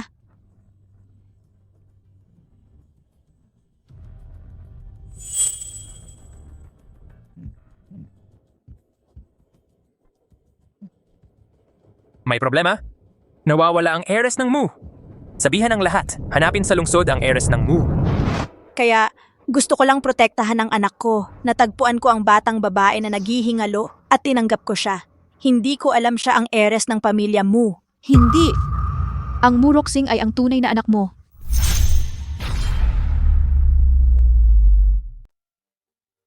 Sisiguro kong hindi na makakabalik si Mu Roxing sa pamilya mo. Siya ay galing sa pinakamayamang pamilya sa Yuncheng. Kung imbestigahan nila ang ginawa ko, malantad ako agad. Sundan mo lang ang plano ko. Naayos ko na ang lahat. Binayaran ko ang klinika para pekein ang birth certificate ni Mu Roxing. Ikaw lang, manatili sa istorya at patuloy na igiit na si Mu Roxing ay iyong tunay na anak. Ang marka sa kanyang leeg ay gawa-gawa rin. Sa ganitong paraan, si Mu Roxing ay itatakwil ng kanilang pamilya at hindi magtitiwala si Mr. Kwan sa isang pathological liar. Hindi ba ito ang gusto mo? Mga taong katulad mo ay sakim at ganid. Hindi mo hahayaan si Mu Roxing na iwanan ka para magkaroon ng mas magandang buhay. Miss Zhang, masyadong mapanganib ito. Kung malaman ng pamilya mo ang buhay nating dalawa ay nanganganib. Ang bagay na ito ay hindi katulad ng maliliit na utang ng anak ko. Pag-isipan mo. Mga taong walang kwenta ay palaging walang kwenta. Nangungutong ka pa ba ngayon? Nalinisan ko. Ang utang mong 1,000,000. Narito ang karagdagang 500,000. Gawin mo ito ng tama at makakakuha ka ng karagdagang 500,000. Dalhin mo ang sikreto hanggang sa iyong libingan.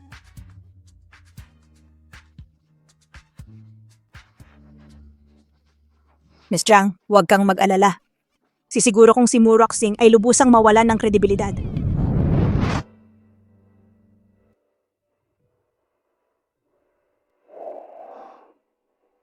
Ano ang nasa isip mo? Sa tingin mo ba na sa banket ang aking tunay na ina ay hindi ako tatanggapin pag nakita ako?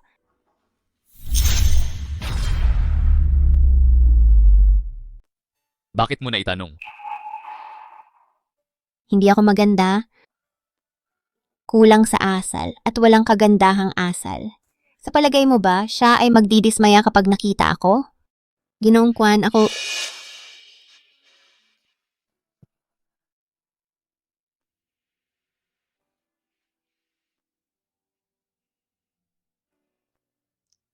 Roxing, hindi ko hahayaang magsalita ka ng ganyan tungkol sa sarili mo. Mabait at matalino ka?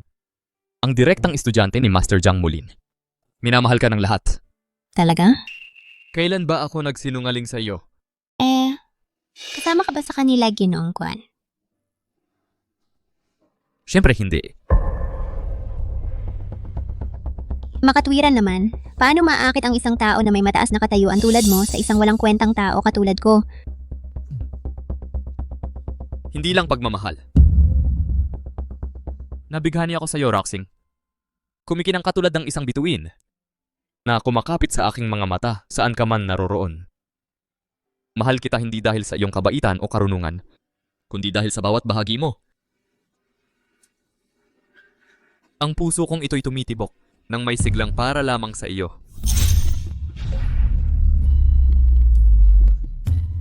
Kung ikaw o hindi ang heiress ng pamilya mo, ang tanging lalakad sa tabi ko ay ikaw pa rin. Kahit anong mangyari. Sure yan? Nandito ako.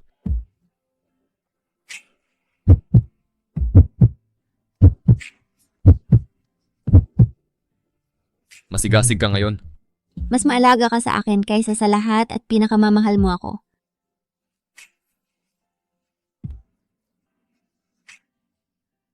Naaalala mo ba ang sinabi ng doktor? Sa prenatal check-up? Iwasan ng ilang pagkain. Magpahinga ng sapat. At Ano pa?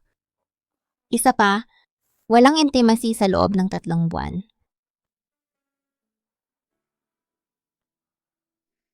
Gaano katagal na ngayon? Ipapaalala ko sa iyo, mahal. 3.5 buwan.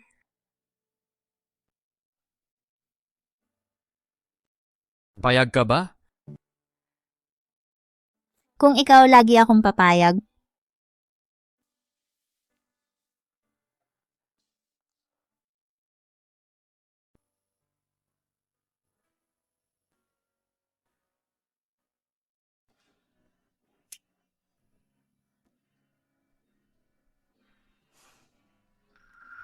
Ginong Kwan, Binibining Jiang ay gumagawa ng hakbang.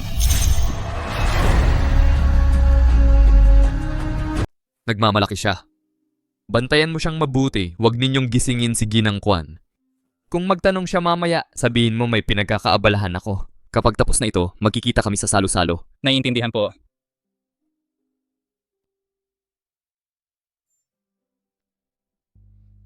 Ginang Kwan, gising na po kayo. nasaan po si Ginong Kwan? May pinagkakaabalahan po si Ginoong Kwan, pero babalik din po siya kaagad. Para po sa inyong handaan sa pag-uwi, naghanda po kami ng mga damit pang sayaw para po sa inyong pagpipilian.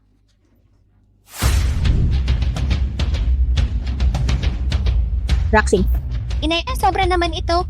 mabait ka anak, bakit nakatayo lang kayo dyan? Ayusin ninyo agad si Ginang Kwan.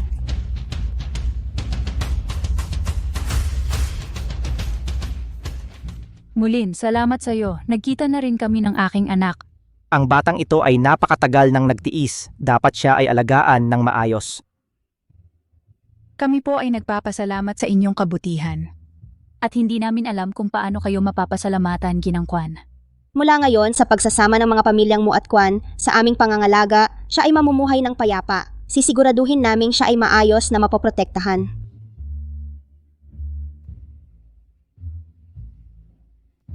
Maligayang pagdating sa inyong lahat sa pagdiriwang ng pag-uwi ng aking anak. Pagkatapos ng 10 taon, naibalik ko na rin ang aking minamahal na anak. Ngayong gabi, si Ruxing ay tatayo bilang pinakamarangal na babae.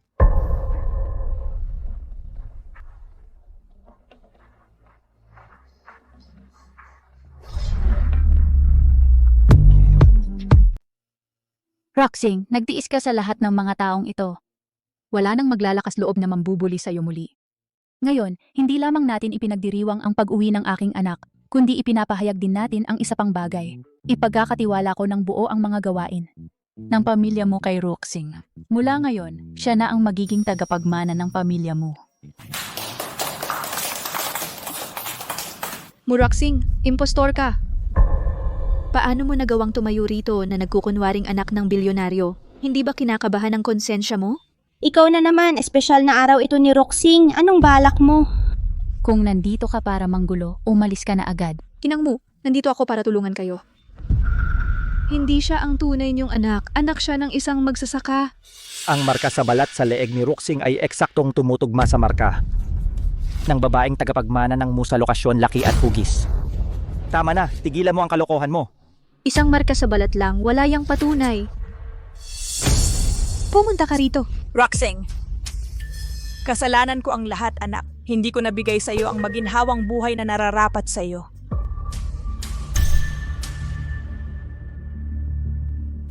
Sinabi ko na sa'yo dati, wala akong relasyon sa'yo. Muruxing, alam kong hindi mo ako tatanggap.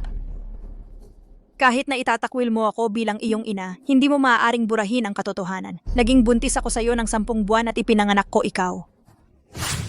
Hindi natin maabot ang pamilya mo. Nanay, okay ka ba? Ano ang nangyayari? Paano niya nakuha ang birth certificate mo? Hindi ba ikaw ang anak ko? Siguro ay meron maling pagkaunawa dito. Ang babae ay puno ng kasinungalingan. Ginang Mu, huwag kang maloko sa kanya. Ate, alam kong gusto mo ang kayamanan, pero hindi mo maaaring ipanganib ang lahat para mag-impersonate ng heiress. Inaangkin mo siya bilang iyong anak. Nasaan ang birthmark niya? Kinuha niya ang birthmark ng heiress. At nagpa-tattoo artist maingat na gumawa ng eksaktong marka. Tumigil sa pagkasinungaling. May birthmark ako mula pagkabata. Ito ang kasalanan ko bilang iyong ina. Pagkatapos ng lahat ng panahon, hindi na ako maaaring manatiling tahimik. Ako ang nakahanap ng heiress sa tabi ng kalsada at dinala siya sa bahay. Anong kalsada? Yuxing Avenue ay kung saan nangyari ang aksidente mo sa sasakyan. Nasaan ang tunay kong anak? Nagmisbehave ang Muroxing habang naglalaro sa anak mo at siya ay hindi sinasadya. napunta sa pagtulak ng anak mo sa balon at pinatay siya.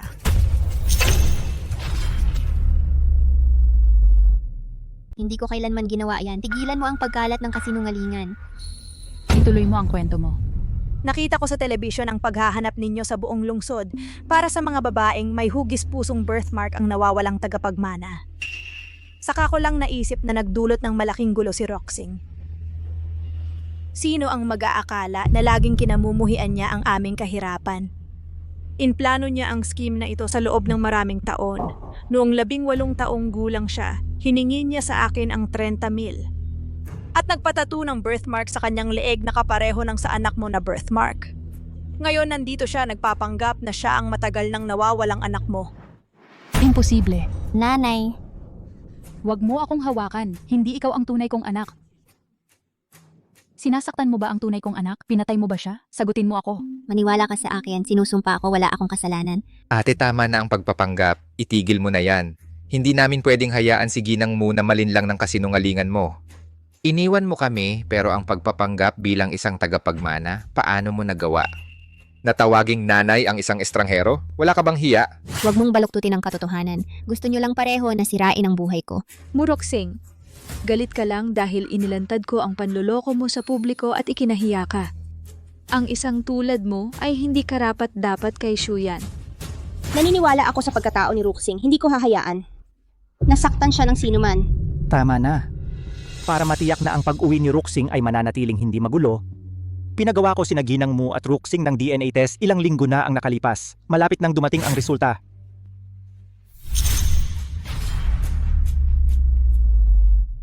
Sinabi ko ba na huminto ka? Hindi ito ang problema mo. Magpatuloy ka. Hayaan mo silang mag-verify. Dala-dala niya ang dugo ng aming pamilya. Iyan ay hindi mapag-aalinlangan ng katotohanan. Wangking, ang bata. Pinagmasdan ko siyang lumaki. Ang kanyang pagkatao ay bagay na alam ko ng mabuti. Hindi siya gagawa ng ganoong kalokohan. Bukod pa, noong una kong nakita siya, naisip kong mukha siyang katulad mo. Na-authenticate ko na ito. Ang birthmark sa kanyang leeg ay hindi tattoo. Isinilang siya na mayroon nito. Buti na lang. Totoo ang birthmark. Paano mo ako niloko? Madam Mu. Natural na sinusuportahan ni Master Zhang ang sariling disciple. Kung ang Mu Roxing ay anak ng billionaire, si Master Zhang ay magpapalakas ng ugnayan sa pamilya Mu. Paano natin malalaman na hindi ka nagtutulungan sa kanya para lokohin ang lahat? Eksakto.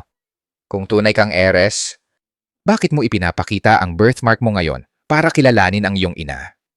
Dahil alam ni Madam Mu, ang young heiress ay mukhang hindi katulad mo. Ngayon, nagbago. Sa edad, perpekto para sa iyong scheme. Ang impostor ay impostor pa rin. Umuwi ka agad. Ang resulta ng DNA test.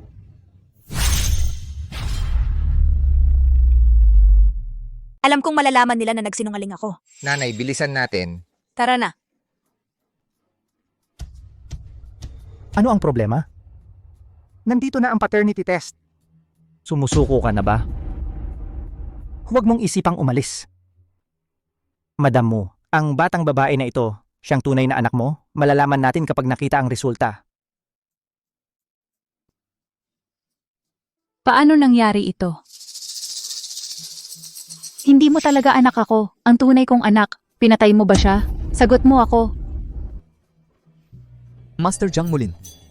Ang test sa pagitan ni Roxing at Madam Mu ay handa na. Pumunta ka sa venue mamaya. Siyempre. Gumagabi na. Kain muna tayo bago kunin ang resulta. Sige.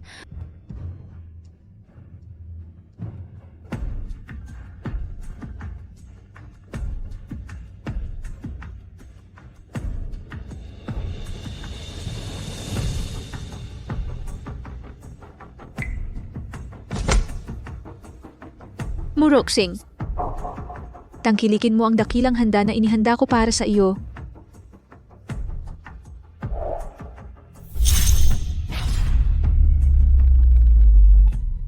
Ang DNA test na ito. Ano ba talaga ang nangyayari dito? Gaano na katagal na nagsisinungaling ka sa akin? Ibalik mo sa akin ang anak ko. Ikaw ba ang may gawa nito? Tama na, nababaliw na ako. Muntik na akong nagkamali ng pumatay bilang sarili kong anak. Ako, Madam Mu, pag-isipan mo muna bago kumilos. Hindi pa malinaw ang katotohanan, gagamit ka na ng dahas. At saka, si Ruxing ngayon ay ang bagong may bahay ng pamilya Kwan. Balak mo bang pahiyain ang pamilya Kwan? Sino ang mag-aakala na si Mr. Kwan ay napangasawa ang ganitong masamang taksil? Dahil wala si Mr. Kwan sa sarili niyang okasyon, alam na niya siguro ang tunay niyang ugali. Kaya nahihiya siyang pumunta. Umalis ka na agad sa Kwan Group. Tigil, sinusway mo ba ang pamilya Kwan? Ikaw na hamak na hayop ay nangangarap maging isang ginang? Katulad mo kami, bulok hanggang buto. Ang masarap na cake na ito ay nasasayang sa katulad mo. Sinusubukan mo bang iwan kami walang pag-asa?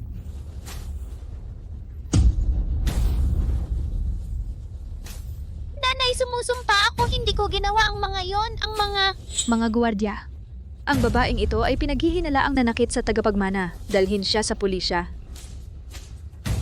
Bitawan si Roxing ngayon din.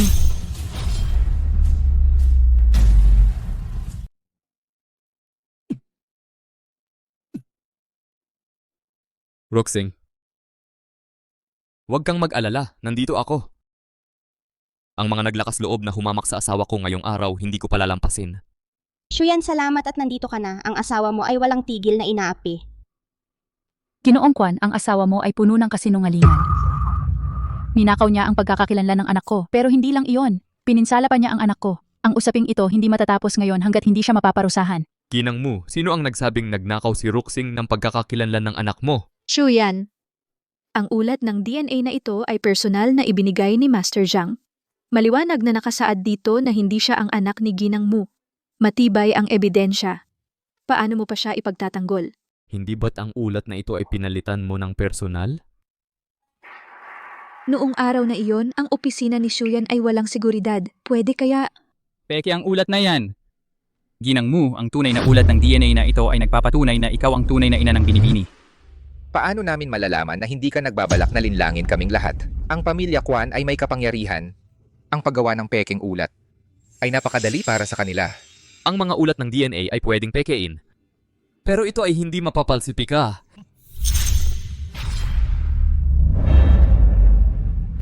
Ang kahong ito nagawa sa jade at may disenyong 2 dragon.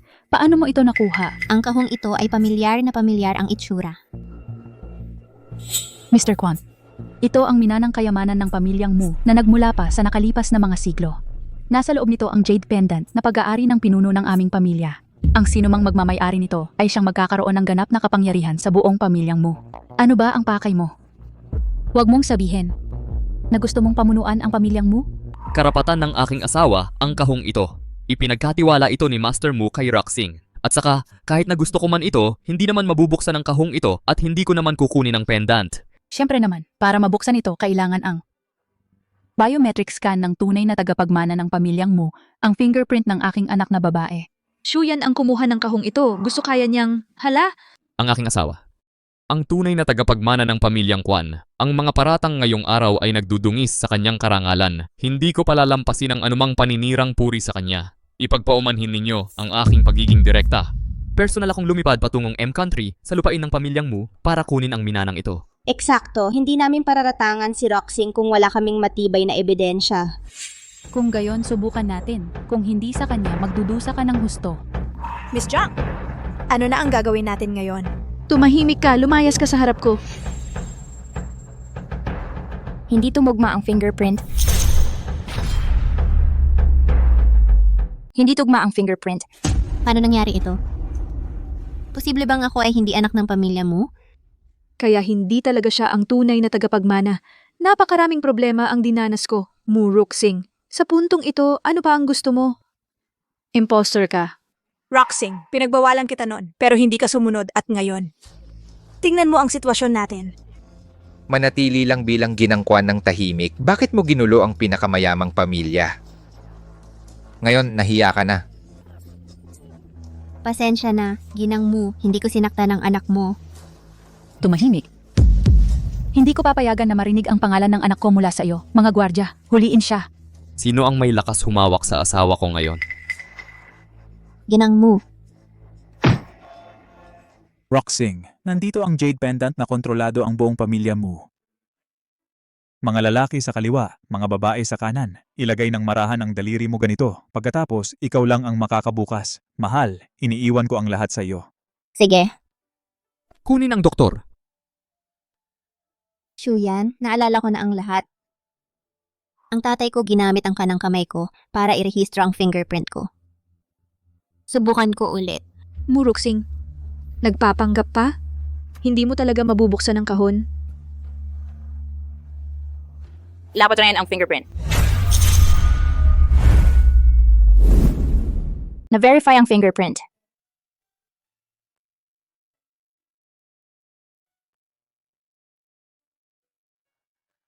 Ji-Kwan, naalala ko na ang lahat. Ang ama ko si Mu Feng. Ang ina ko naman ay... Roxing. Anak ko, kasalanan ko ang lahat ng ito. Nagkamali ako sa'yo. Mali ako. Nanay, hindi kita sinisisi. Ilang taon mo akong hinanap. Ang balitang ito ay mabigat na marinig. Ang may kasalanan ay hindi tayo. Kwan, nagkamali ako. Siya ang utak. Siya ang gumamit sa amin. Oo, siya nga. Siya ang nag-set up ng mga loan shark at ipinahamak ang ate ko. Maawa ka ate, makiusap ka kay Ji-Kwan na patawarin kami. Tumahimik kayo. Hindi kayo karapat-dapat na maging pamilya ni Roxing. Shuyan, huwag kang makinig sa mga kasinungalingan nila. Narito ang mga money trail ninyo at mga peking dokumento. May huling salita ka pa ba? Napakalupit. Sa utos ko, mula ngayon, puputulin ng Kwan Group ang lahat ng ugnayan sa pamilya Jiang. Sino mang tumulong sa kanya ay kalaban ng Kwan Group. Gusto mo bang wasakin ang pamilya namin? Binalaan kita ang sino mang saktan ng asawa ko ay pananagutan ng kahihinatnan. Tungkol naman sa'yo, papaalisin ka. Sa kabisera, magpakailanman. Mga gwardya. Wag, Ji-Kwan.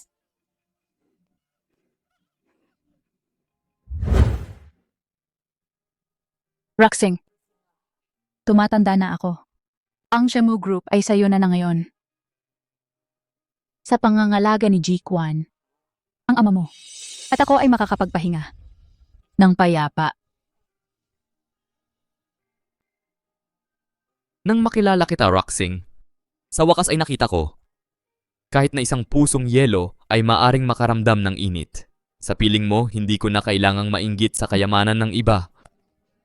Ang pinakamahalagang kayamanan ko ay narito na. Itong matagal nang hinihintay na pagluhog, ibinibigay ko ito sa iyo ngayon. Mahaba pa ang ating kinabukasan. Pakakasalan mo ba ako?